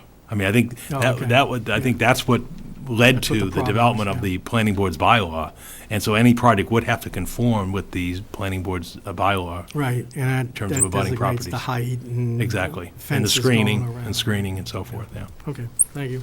Is there any cost to us? No. There would, at the end of the day, there wouldn't be any net cost to us because, again, and there would be no cost incurred unless the project moved forward. So basically, what's going to happen is you've got a developer who's going to develop the site and is going to have to obviously get the power from the site to the grid. We now know what that cost is, which was a huge consideration for somebody wanting to know what that is. And then they're going to then get the revenue from the tax credits and the power produced. as well as a lease payment to the town. So it would be a competitive RFP process.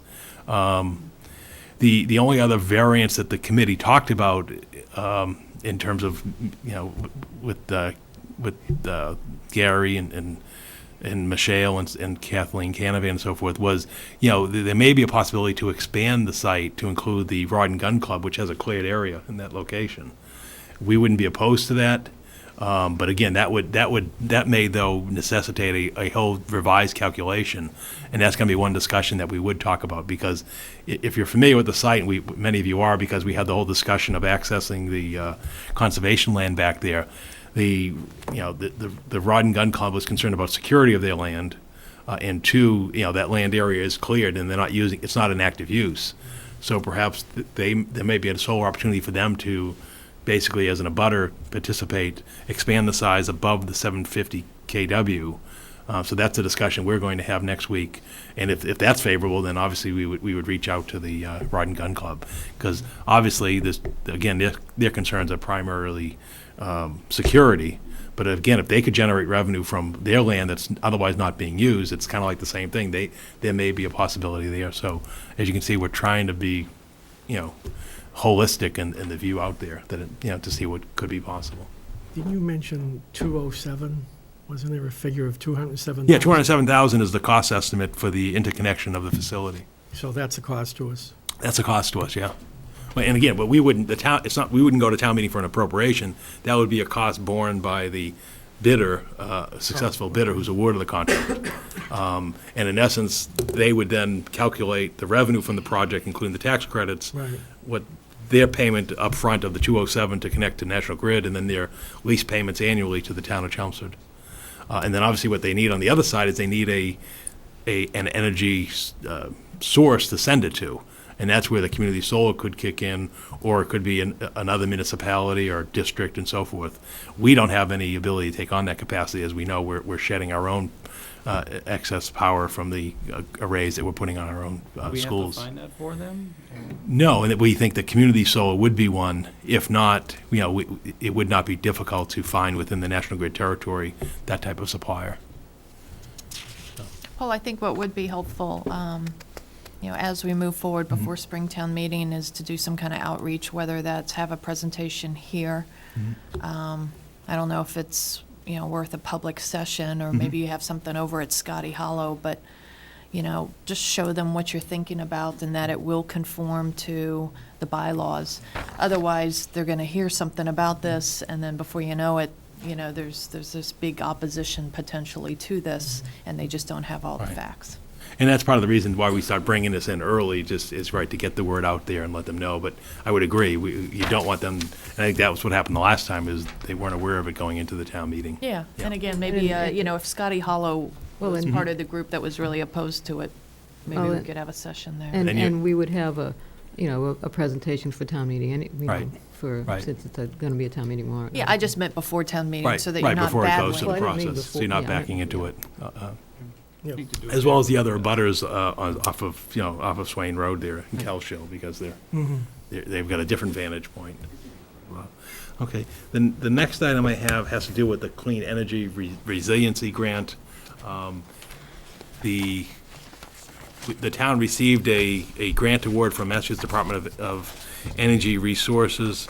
As you can tell from the correspondence, it wasn't the full grant application that the town submitted, which was an aggressive effort of almost $500,000, and that would have included a new generator, and we were going to reposition the existing generator to the Adams Library.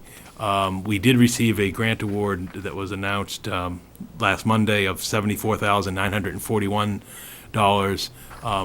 In essence, what this is doing is this would provide the ability that for emergency power at the McCarthy Middle School, which is the town's distribution emergency evacuation center, in the event of a significant issue in the community, where we would actually house people and so forth, beyond the limited capability that we have at the senior center.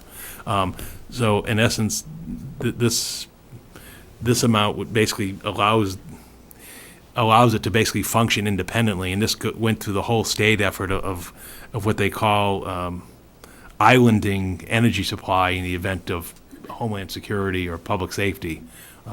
So that's what's going on in this project. We have meetings scheduled up next week to get a clearer understanding of the state on how this would be done, because the original project, went a little beyond this effort to acquire a new generator. But in essence, what'll happen here is you'll have solar arrays, which we have there, and batteries, which would then be your source in the event that we had significant ice storm or other type of situation where you're basically able to generate sufficient power to operate. So it's an enhancement of our emergency operations ability at that location. But apparently it doesn't do everything you want, since it's Right, only right, exactly. portion And of what you asked for.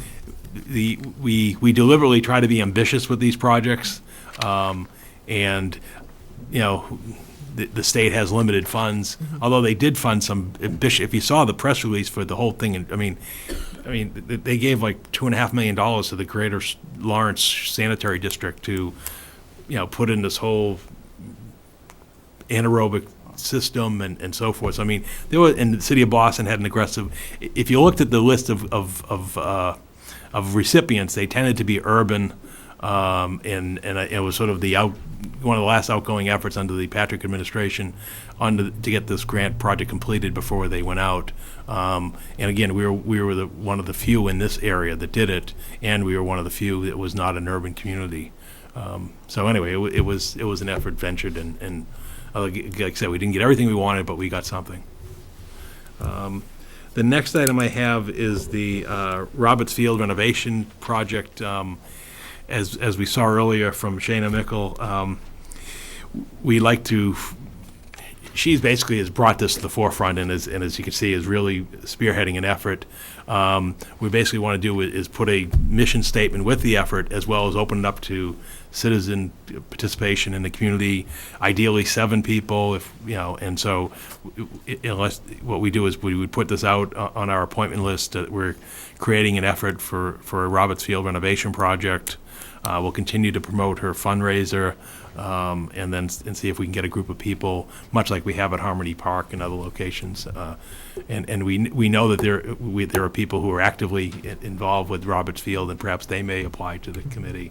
And Neil Evans would be a good one for this. Yeah, there may be somebody even closer to you who might want to apply to this as well. So, anyway, so we want to again, unless the board has any objections, we'll move forward with that. How long would you intend that committee to be in existence? Would it be a short? I would say year at or this two? point we would do it through June 30th of 2016. I'd say an 18-month period. And then at that point we can evaluate the continued efforts of the committee. There's a lot they're looking to put in Exactly, here. that's what I'm saying. I think you got to at least give them that type period, and by then you could assess how they're going and if there needs to be any adjustment to where they're going. And then the last thing I have that's on the matter that I didn't have, and I think it just has to do with the whole issue of the holidays. I did get an email request this afternoon from Honorina Maloney asking me to make 2 quick announcements. One is that nomination papers are now available in the town clerk's office for town-wide and town meeting representatives. The annual town election will be on Tuesday, April 7th, 2015. And she's requests that for more information, interested parties can either call the town clerk's office or visit the elections section of the town clerk's webpage. And then lastly, I received 2 also notices from Evan Blansky, our Community Development Director, for announcement this evening. The first one in chronological order is that the Vinyl Square Strategic Action Plan and Varney Park Master Plan is going to hold a public information session for all residents and businesses on Thursday, January 22nd, from 7 to 9 p.m. at the Chelmsford Community Center at 31 Princeton Street. And this, again, is just to get community input and more discussion regarding the master planning project that was recently completed, in which that draft master plan is available online at the town's website. And also, as the board knows, and many in the community are aware, we have received the go-ahead to proceed with the first phase of the Varney park master plan, and before that engineering really cranks up for the spring, once the weather breaks, we just wanted to get, because it's been a while since we touched base with the residents there. And I don't know if we ever agreed upon the final location of that basketball court, George, but again, it's just good to come back and talk with folks. And then the second and final announcement is on Wednesday, January 28th, there'll be a business resource summit, and it's a partnership between the Greater Lowell Chamber of Commerce, the Chelmsford Business Association, and the Chelmsford Economic Development Committee. And that's going to take place at the Radisson Hotel on Wednesday, January 28th, from 4 to 5 p.m. is the Business Resource Summit, and 5 to 7 p.m. is the networking and social aspect of the evening. And again, it goes from home-based, small, to larger businesses in the community. And again, there's more information at either the Greater Lowell Chamber of Commerce website, the town's website, and again, they can always contact the Community Development Office for additional information. Okay, thank you. And then the last thing, I received a text while we were here this evening. The Historic District Commission earlier this evening voted unanimously to approve the request for the demolition application for the former fire station at 7 North Road. We've not received the final, I've not received the written report on the hazardous material assessment, but we were told verbally last week that there were no surprises in the hazardous material assessment, but we're waiting for the written report to come in this week. Again, as soon as that comes in, I'll get it out to the board. At that point, we would solicit quotes to do the removal of the hazardous materials in the former fire station building. And then also, we are out to bid in the Central Register for the demolition of the structure, and we expect to bring those quotes for a grant award before you at your next meeting on the 26th. And then, trying to think if there's anything else that I have for you this evening, but those are the major items. I did hear from the fire chief that they anticipate within the next day or so that the fire department will have all of its materials off of the site, and therefore they would then relinquish the building as a fire station property, so basically that should be done in the next couple of days, probably, and then at that point the power would be cut to the building, and the other utilities would be shut off. And again, it's probably timely given that the forecasted low temperatures for Thursday morning with what we're talking, I guess, 0 degrees temperatures and then lower wind chills. And what you'll see there is you would see some potential issues for freezing. And then the two other things. One is I'm told by town council that the closing for the Mill Road property is scheduled around the 15th of this month. So I may need to ask you to have a special meeting just to come in and vote, sign the deed and accept the property at 101 Mill Road. And then lastly, I did receive the second and final, what I believe would be the final draft of the special auditor's report on the school finances. I sent back, I received it about 2 o'clock this afternoon, but I met with John and Darlene, John Sousa, Darlene Lucier, at 3 o'clock, and then by shortly thereafter, we sent an email back saying, we're all set with this. I copied Frank Tiano on that. I think at this point, the consultant is probably just waiting for a word from Frank that he has no further revisions or if any, what they are. So I would expect and hope that report will be out tomorrow, if not tomorrow, by Wednesday, in light of the fact that there'll be a tri-board meeting next Monday evening at the school admin at 7 o'clock, in which the consultant, John Sullivan, forensic auditor, will be there and will be able to, he's going to give a PowerPoint summary of his work and his report, and then answer any questions. And then the second half of that meeting will be budgetary in terms of FY16. As has been the tradition, Darlene Lucier would give a status report on the first 6 months of FY15, and then I'll give an overview of what we see are the major sources of revenue and major demands upon revenue, and then obviously later in the month or at the end of the month, you would receive the final version of the town manager's budget. The difficulty, and it was noted earlier about the state aid portion, under the state budgetary guidelines, the new governor, he has until March 4th to submit his budget to the state legislature, since it's a new governor taking seat. So we're certainly not going to know in time by by February even, apparently. It certainly, but we, as you know, our process has to go on. FinCom will start meeting, and we'll just make the best estimates. So that's all I have this A evening. question, will the auditor be making recommendations? Yes, his report has recommendations. So basically, he has findings, and then each section of findings has recommendations. Okay. So About how, is this a really big report? I think it's like 35 pages. Okay. But So you're just going to email it to us? Yeah, as soon as it comes in, I'll email it right out to you, and then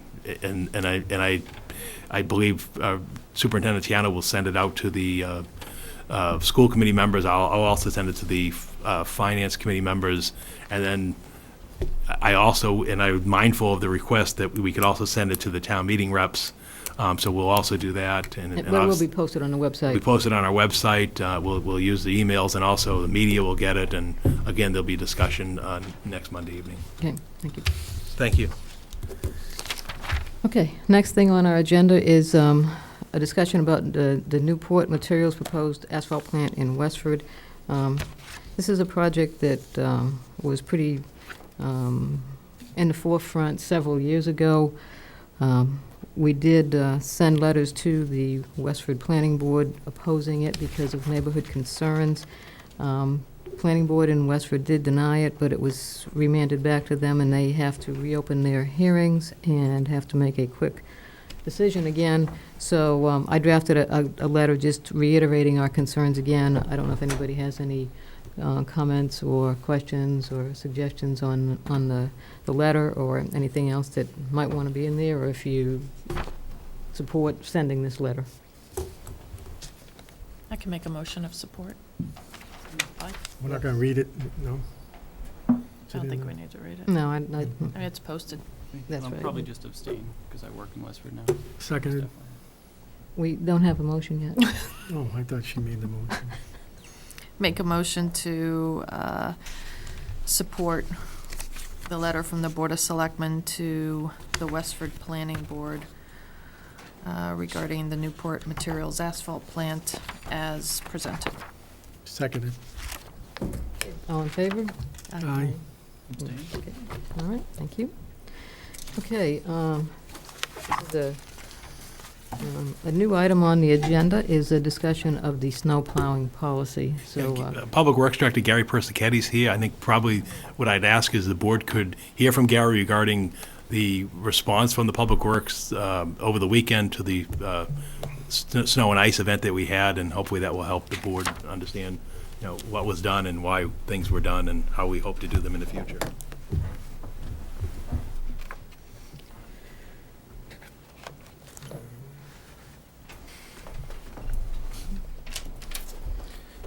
Good evening.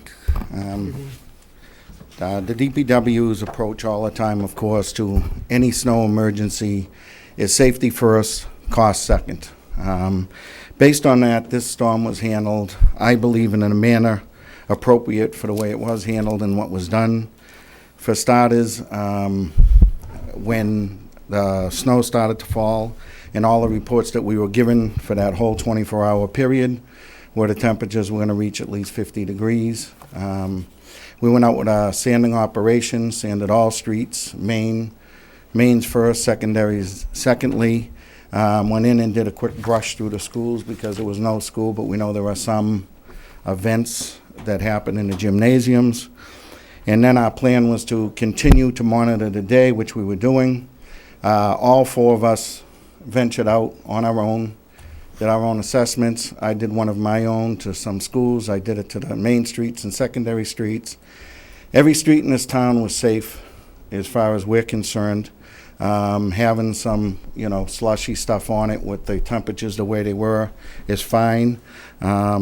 Unlike some others who went right into immediate plowing and then had to deal with the black ice and the icing over, we were able to prevent that. You know, the other thing I really need to say is that we have some very good professionals. We have a highway superintendent, an assistant superintendent, and a foreman that have been in this town for close to 30 years each, so we have a lot of knowledge in what we do.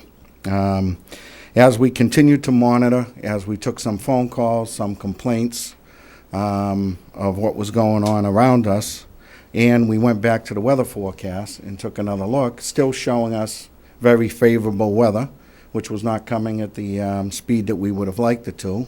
We did make a decision around 2:30 in the afternoon to start getting contractors in ourselves and hit the streets and get them done before we knew that what was going to happen the following day, which would have been today, was that we were going to have temperatures right around 28 to 34 degrees, but with a lot of wind, which would, the wind chill would bring it below that. So we wanted to make sure we were all set with that. Of course, the big things we do is ride bus routes, Pine Hill, you know, all the hard spots, and make sure that those are taken care of first. So even though we only hit 2.3 inches of snow in the town of Chelmsford, we still found the need to plow, which is not something we normally do until we hit 3 inches. And that's simply because of the fact that you started out as all snow, turned to rain, and you know, it gave you quite a mess of the streets. And we just felt safety was that important. We still feel that by the way we did it and the tactics that we took, that over the long haul, we probably did save a little bit of money as far as snow and ice itself went down, and labor with the time frames. Any questions for Gary? And I think one of the reasons that we're having this discussion is that there is a policy in the Board of Selectmen, which it's been there since 1998, that instructs the town manager and DPW not to bring out the plows until there's been 3 inches of snow on the ground. And the way I feel, especially after experiencing this latest storm that we had, is that that's something I think that should be in the judgment of the DPW director, in conjunction with others that know what's going on around town. It seems very arbitrary to me that we even have that in the policies. And I guess, you know, I'm not going to suggest that we rescind it today, but I think it maybe should be on our agenda to consider at our next meeting to maybe remove that, We should review it. or at very least, you know, modify it. So I don't know how everybody else feels about that. I think what Gary did was exactly right. You know, you did what you could, and when you should have, and I don't think you should be restricted by a policy such as this, that, you know, 2.3 inches of snow, and you're there like waiting for another, you know, 3/4 of an inch of snow so you can call out the plows. You shouldn't have to do that. Just my opinion. But So I that's don't what know. we have, so we need That's to, correct. we need to update it. Yes, I agree, yeah. Yeah. No, I agree. I appreciate that you used your discretion this time, given the weather conditions and the rain and the potential for icing, that you went out and did it anyways for safety, so. Thank you. appreciate it. Thank you. Okay, thank you. Thanks, Gary. So we gonna put that on the next agenda? or Yes. Yeah. Should our policy committee look at it? I don't think it's really necessary. I think we'll just discuss it at our next Okay. meeting and see what Alright. we come up with. I'll make a recommendation and we can go off that. How's that? No. No? No. Okay, MMA resolutions. As you know, later this month, the Mass Municipal Association will be holding their annual conference, and the business meeting will include votes on, one conversation, please? Will include votes on 3 resolutions that they have brought forward having to do with, well, several different issues having to do with how the state interacts with cities and towns. So I don't know if anybody has any questions, concerns, thoughts on these. Is it a motion of support? Or? I would say a motion of support. I don't know if anybody has any questions about some of the issues that are raised in these. This year, they're pretty generic. It's kind of, you know, do everything you can to help the cities and towns, which obviously that's what we want. So if there's any discussion or not, we can just have a vote and have a motion and take a vote. What are those dates, Pat, please? 23rd and 24th. Thank you. Motion to approve the MMA resolutions as presented. Second. Oh, sorry. I thought maybe- Okay. Any further discussion? All in favor? Aye. Okay, thanks. Okay, next is bid awards. The first one being for the Dutton House. After many attempts, we now have 2 offers to relocate the property. I'm sure everybody's had a chance to look at both of them and review them and consider the benefits and disadvantages of each. Anybody want to start a discussion about it? I'll start one on Mr. McClure's offer. So if I understand this correctly, he has 1.1 acre. It's in the historic district. He has a large house there, and he's looking to put the Dutton House behind that structure, but within the 1.1 acre. Is that correct? I believe so. Yes. Okay. Understanding. I mean, I'm not a planning board person, but you know, we've heard opposition from neighbors, and while I appreciate Mr. McClure's offer, which I think is generous, and you know, he's been very consistent in making offers, I just have a hard time accepting this offer because I'm not sure it's in the best interest of the neighborhood. Okay. So that's my thought on that. Okay. Anybody else have any comments on either offer? I think, I agree with Janet on that particular one, and on the other one, I think they're just asking for too much money. It's Do we know about how much money that is, Paul? I was wondering if you could ballpark it. I mean, there's a lot of things in here. I think by the time you're done, you're talking 6 figures, because he's asking for the town to make all the arrangements and responsible for all the costs and expenses to relocate the house. And how much is that to just move the house? Oh, I think we think it's at least $50,000 to. I thought to yeah. move the other one was 60. I mean, Yeah. it went further, granted, but. Exactly, so that's and why I'm that was thinking of 10 scaling years that ago, back. 10, 15 years And then ago. and then he's also asking us to put it on the foundation, which is now an additional cost of not only moving the house there, it's the time and effort of then taking the house and putting it on the foundation. And then. Hookups. And the hookups. And then he's also asking for a waiver of permit and connection fees, including the sewer connection fee. And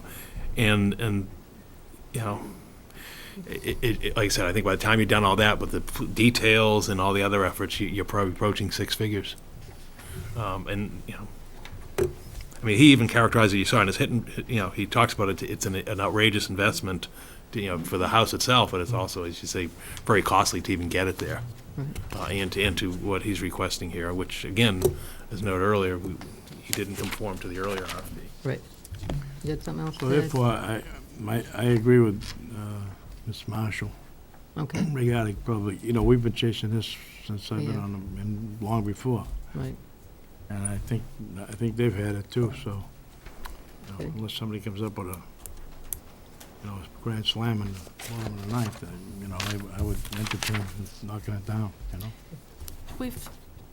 I don't know if I was on the board, but has there ever been a discussion or some kind of estimate of what it would cost to renovate it? Renovated into what? I know it's going to be. Well, but it because you got all the issues of ADA accessibility. Right. Yeah, I didn't know if there was any number that had been thrown out there. It was, the size of it, 400,000 or something like Well, that. the Housing Authority was going to do it, so I don't think our board ever took a real close look at the cost estimates when we were originally thinking that. Mhm. So I think that's why we haven't done it. Okay. Just to make it usable for what they use it for storage of books would require so much. I mean, as they said, to get the books upstairs, they have a narrow, stairway. Staircase. You'd almost, have to put in an elevator and everything else, so it would be a very significant Right. financial Well, investment. and even if we did, like Mr. Sargent had mentioned, if we were to move it to the vacant Mhm. fire station property, but then we renovate it, then we got another piece of property that we Big don't know what to do with. Right. Yeah. It would be beautiful there. It would be absolutely beautiful, versus a vacant land, but Okay, how about this side? Any comments? I guess I can go. I agree with both Janet and George. The first offer, I don't think if we were to consider this against some of the terms that we were originally thinking in the RFP as far as its historical value, I think the Historical Commission weighed in on this location and said it's not really historically significant. And I know one of the reasons for trying to save the house was for its historical value, but you wouldn't be able to really see it from a main road from this location. And at one of our last meetings, one of the abutters, at least one of the abutters, did come out in opposition to this. And so I don't think the neighborhood would be very happy about that location. And then the second proposal from Dr. Sargent would be quite costly to the town, which all along we've been hoping to avoid that. So I definitely agree with George and Janet.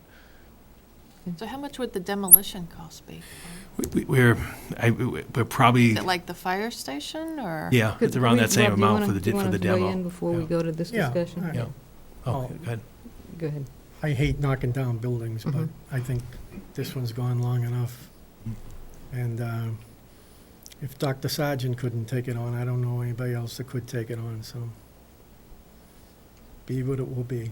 Okay, all right. So So I now- think it'd be, so I guess unless I'm hearing differently, what I'm hearing is that as town manager, I should work with the library trustees to attempt to salvage any value out of the building in terms of there may be mantles or other things that may hold value, and then work with them to raise the building and clear it from the site. Now, I know that when Maggie Marshall came up and spoke, she mentioned about having, I guess, professionals come in and do that. Mhm. Would there be some way that we could make some of that material in there available to residents that maybe want to have a piece of the Dutton House in their house? Yeah, I think we can Rather than undertake that, buy a undertake that have initiative, bricks and there. obviously I work with Gary Persichetti and such to basically move this forward.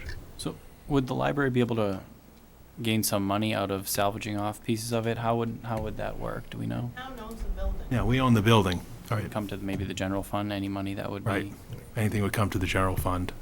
And then obviously they do have some trust monies that could be used for the demo.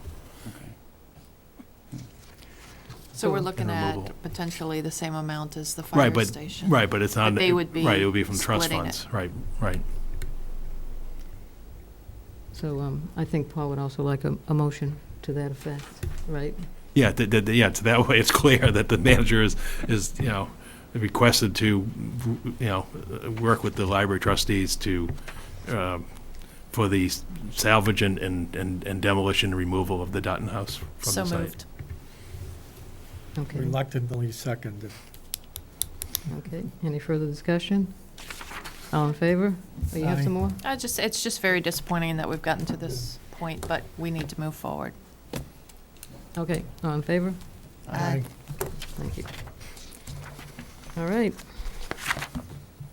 Hopefully that's the last time we hear about the Dutton House. in I that don't think regard.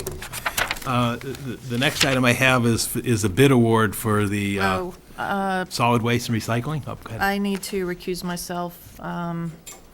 At least one of these folks is a client of the company I work for. Okay.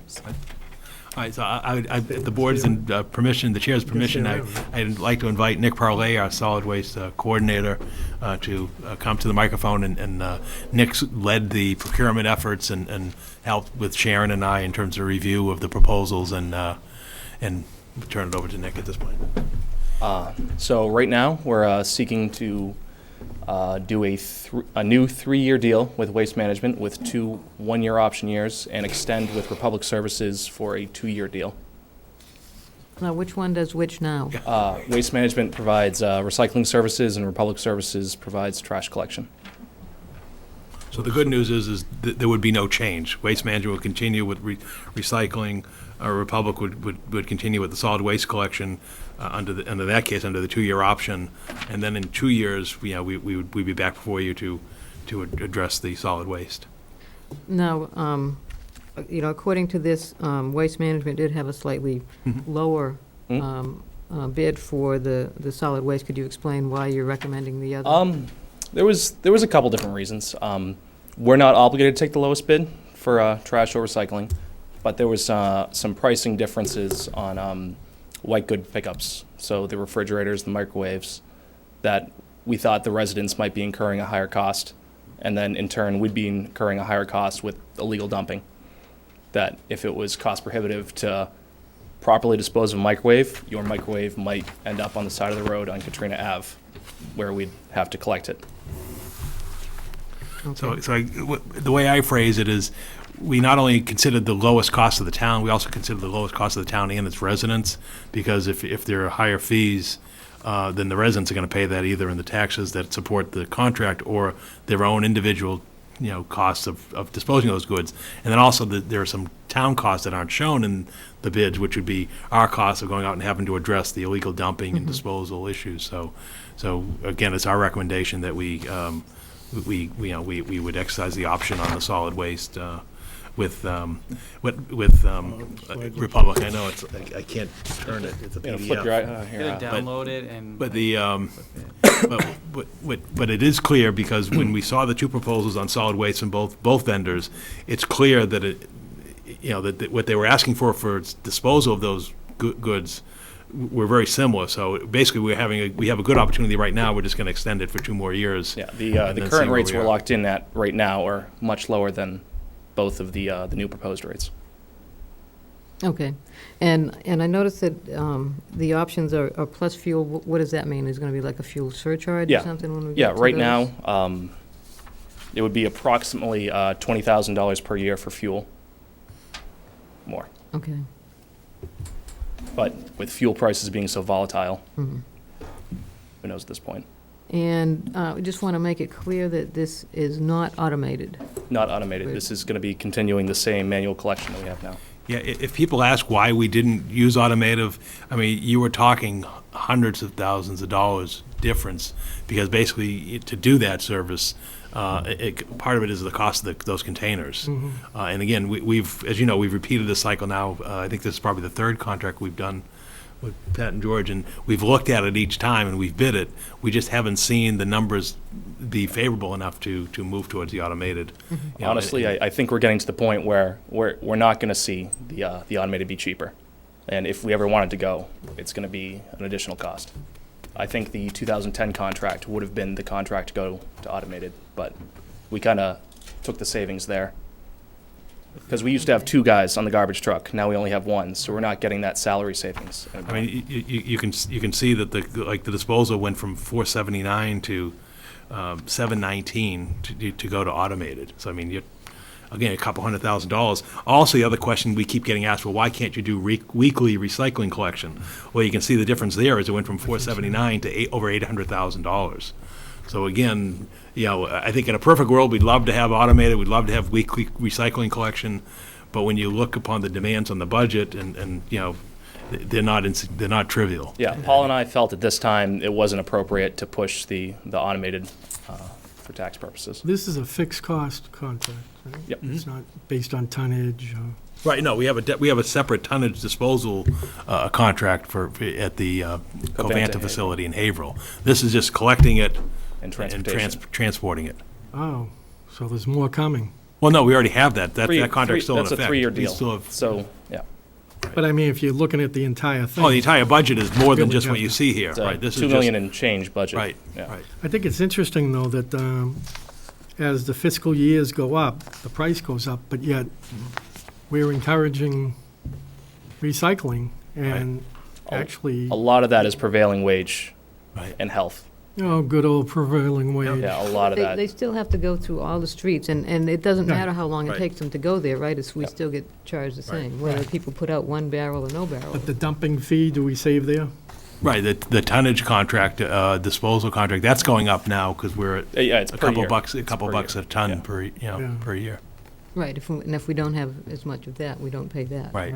So, but they still have to go around to every house, 220 miles. 220 miles.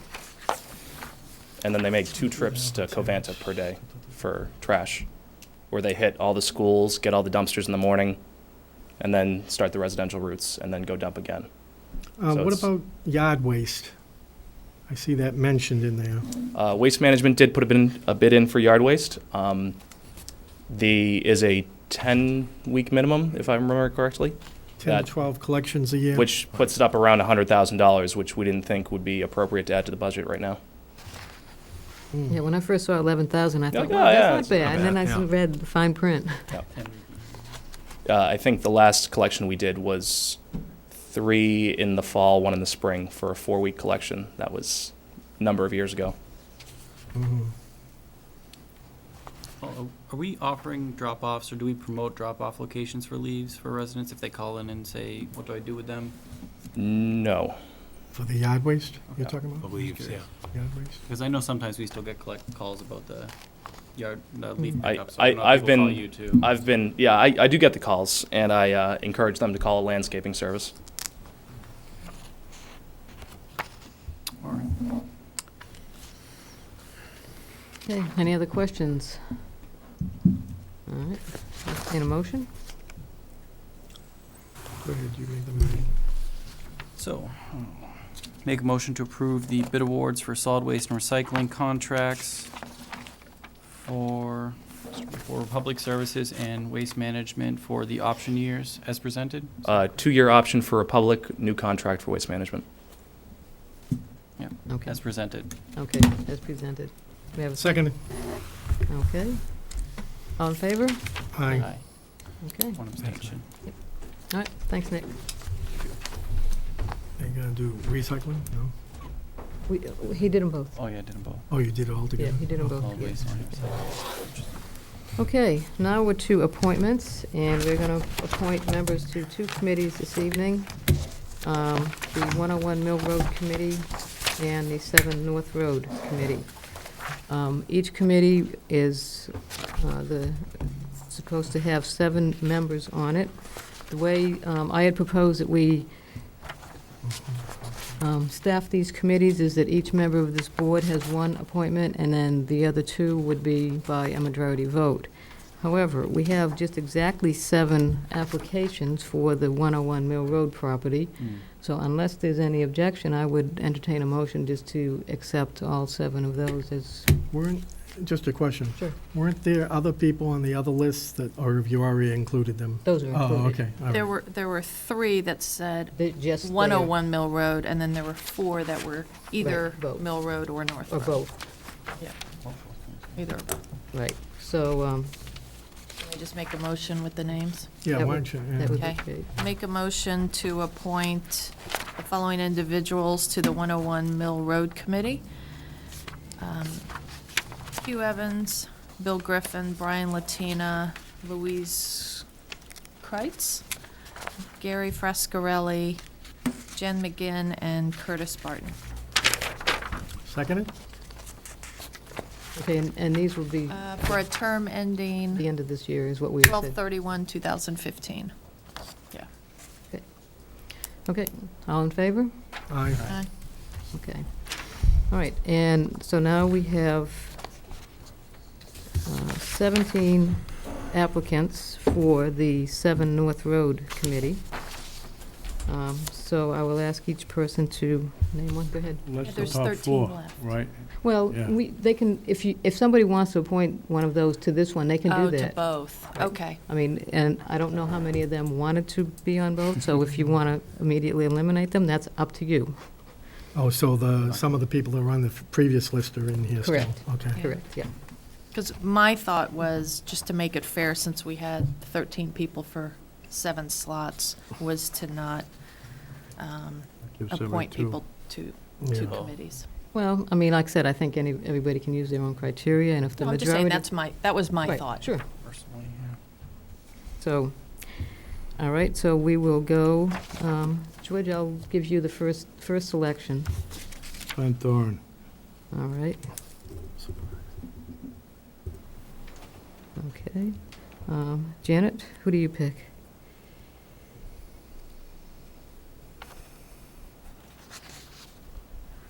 I will pick Tom Moran. Okay, Bob?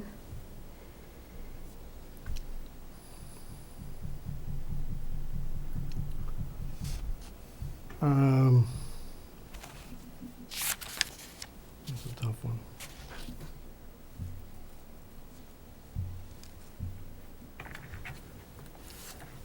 Mary Donovan, Okay. and I'll speak with her. Matt? Go with Fred Merriam. Worked with him on a committee before, and he's a good guy, smart guy. Work hard. Okay. And I am going to go with Scott Davidson. So we have those 5. Now for the last 2, we can either do a ballot and everybody can pick 2, or if somebody has somebody that they would like to put forward and see if they can get 3 votes for them or 5 votes for them. Yeah, let's do it that way. Okay. I'd like to propose Curtis Barton. Now, you know he's on the other committee. Oh, he's already on the other committee? Okay, sorry, Curtis. Madam Chairman, withdraw from that, from 7 North Road. Okay. Okay. I would like to suggest Bill Gerber. I kind of like that he had already come forward with a potential idea. I'm not sure that, it's up to the committee to determine whether it's a feasible idea, but I like that that was something a little different than the other applicants. And he was the first one to submit an application, or one of the first ones. He submitted one December 12th. Okay, that's your criteria? Well, shows a little excitement for the position. Want to take more I than- don't know more him. than All I 2? did was read his application, so. Well, I just, I would ask if anybody would second that. Second. Okay. My only concern would be I think his interest was exploring the uses of the old fire station, which 3 of us already voted to continue with the demolition for, but, just a thought for consideration, but. Mary was too, but I think I can. Yeah, that's true, yeah. That's fine. I guess if, they could always resign the position if they're no longer interested, and we can reappoint. Yeah. No, Bill Gerber, I'm interested in exploring the possibility of moving the Middlesex Canal Museum into the old fire station. I don't think he means a facility, he means... Maybe there's, something we can do after it's been leveled. Yeah. I don't know. I just like that he had an idea. That sounds good. Bob second. Are we looking for second. more? Okay, well, if we can take a vote on that if... Well, who? I'm sorry, I didn't hear. Bill Gerber. No, he didn't mention anybody. I would say we Oh. could take a vote on Bill Gerber if everybody's ready to vote whether to put him on. Do you want to just pick 2, or do you want to pick 3 and see how the votes fall? I was looking at Brian Strip as well. He's a project manager, and he said this would be a good way to get more involved with the town. He's a CHS graduate of 74 who still lives here, available in the evenings. I don't know him, but might be nice to get somebody new involved. Okay, so are you making a motion for him? Yeah. Okay. Who was that again? Brian F. Strip, Strip, 90 High Street. Brian Strip. the bottom, they're alphabetical on Oh, that right list. here. Okay, 7. Do we have a second for Brian I'll Strip? give him a second. Okay. Can I nominate Paul McDougal? Okay.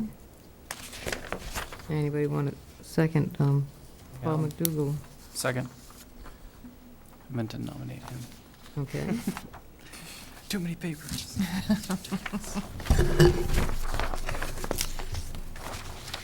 Okay.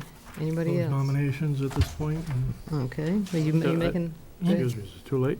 No, go ahead. Oh, go ahead. Eddie Aitchison. Who? Ed Eddie Aitchison. Atchison, Atchison. number 5. Okay. Okay, do we have a second for, Yep. you're just going second crazy, huh, Bob? So we're going to do Ed H. Okay. Paul McDougal. All right, do Who we was the have, other one? which Who were one? the other 2? Okay, we have Edward Atchison, Bill Gerber, Paul McDougal, and Brian Strip. And Brian Strip. Actually, All right. Do we have a motion then to close nominations? Closing up. Oh, I'm sorry. You Go ahead, can. Janet. motion to close nominations. Seconded. Okay. All in favor? Aye. Okay, so we have 4 people here. I guess what I would ask is that each person consider which 2 they want to vote for, and then I'll just go down the line and ask for those votes. So, is everybody ready? Okay. All in favor of Edward Atchison? Okay, he gets 3. All in favor of Bill Gerber? Nope. 1. All in favor of Brian Strip? 3. And did I miss one? Paul McDougal? That can't be. How can we get 3 with 3? Well, you gotta Well, I only voted for 2. choose between those 2. I only voted for 2. I think Matt voted for everybody. I think he did. I voted too. for Paul and Just Ed. too nice. No, you voted for Ed. Yeah, Paul and Ed. Oh, Paul and Ed, okay. Yeah, I voted Paul and Ed. All right, so who's the runoff between? Runoffs between Okay, who voted Ed for and Paul? Brian. Oh, and you voted for Paul McDougal too, Janet? Is that right?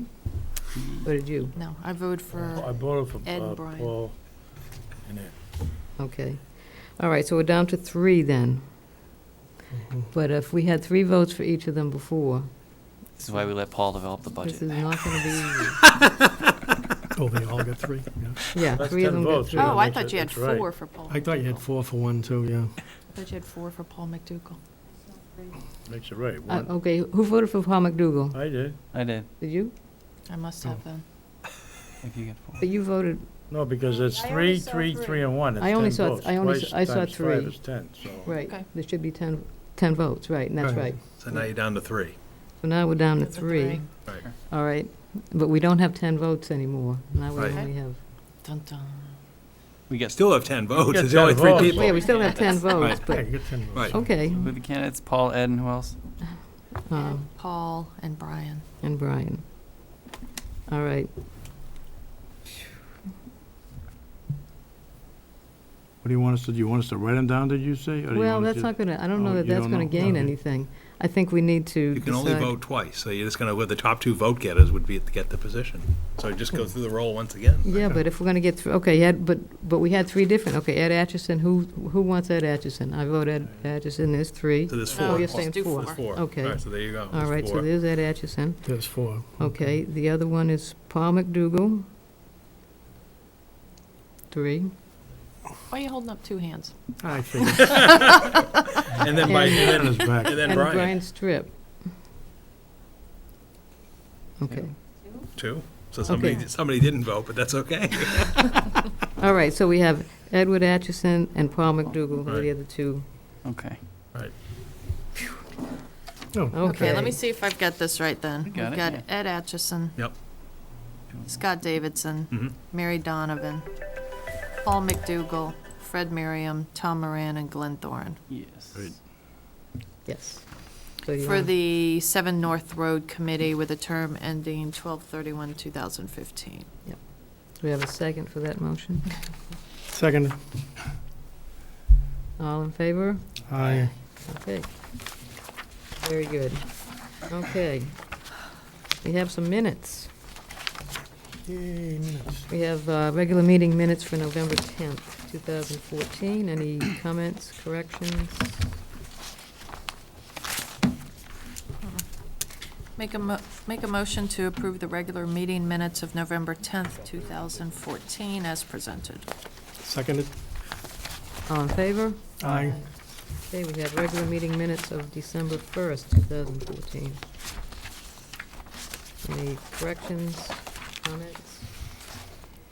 Make a motion to approve the regular meeting minutes of December 1st, 2014 Seconded. as presented. Second. All in favor? Aye. And we have the public input session for December 8th, 2014. That's Any- an easy one. That was an easy one. Any, Minutes are longer than the meeting. Make a motion to approve the public input session minutes of December 8th, 2014. Seconded? All in favor? Aye. Okay. On to liaison reports. Matt, start with you. Myself and the Civic Committee will go through all these committee applications, and all the people Yes. who weren't on a committee will probably be reaching out to them and seeing if they would be interested in serving on the other committees in town, just so we don't lose track of them moving forward. We're also going to be reviewing our charge and possibly coming back with some recommendations and changes. Pat would let you know at one of the future meetings if Okay. we come up with anything. We've evolved a little bit over the past over a year now. My office hours, Thursdays, now at Panera Bread in North Chelmsford, up in Drum Hill. No longer at the Java Room, still from 5 to 6 p.m. Please feel free to stop by.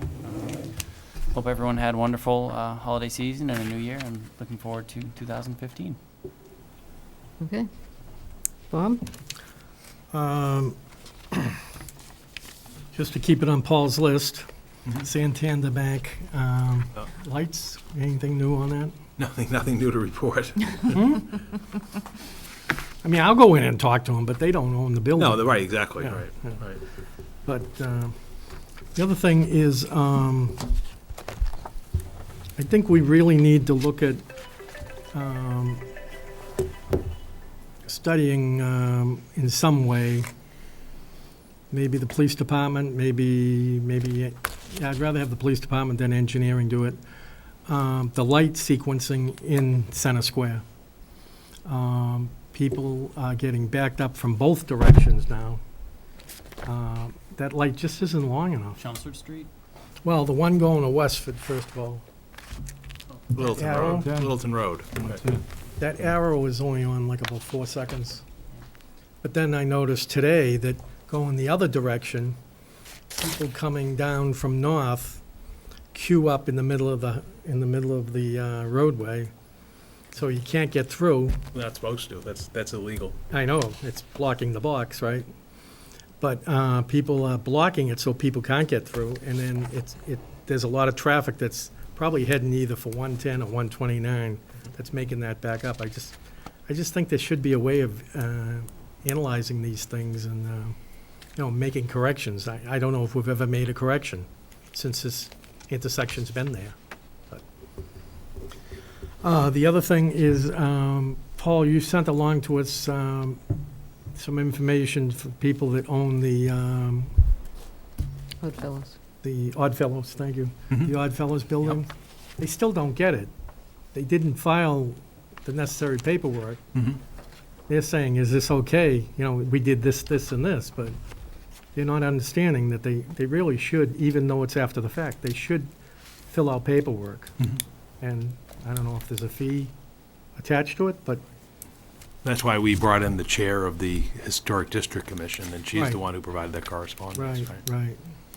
But I don't know how aggressive they are about, making sure the paperwork is done, so. And that's it. Okay. Janet? A reminder that the Chelmsford School Committee has a meeting tomorrow night at 7 o'clock. They are going to be providing a fiscal year 15 financial update, and they're also going to have a special education report.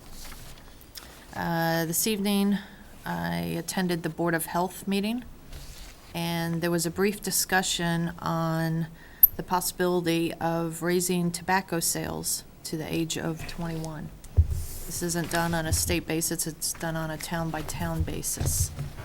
And like I said, they had a brief discussion, and some opinions were expressed. They gave out some research, basically saying, if between the age of 18 to 20, if kids start smoking during this age, there's an extremely high possibility that they'll be lifelong smokers. And, it's a very impressionable age.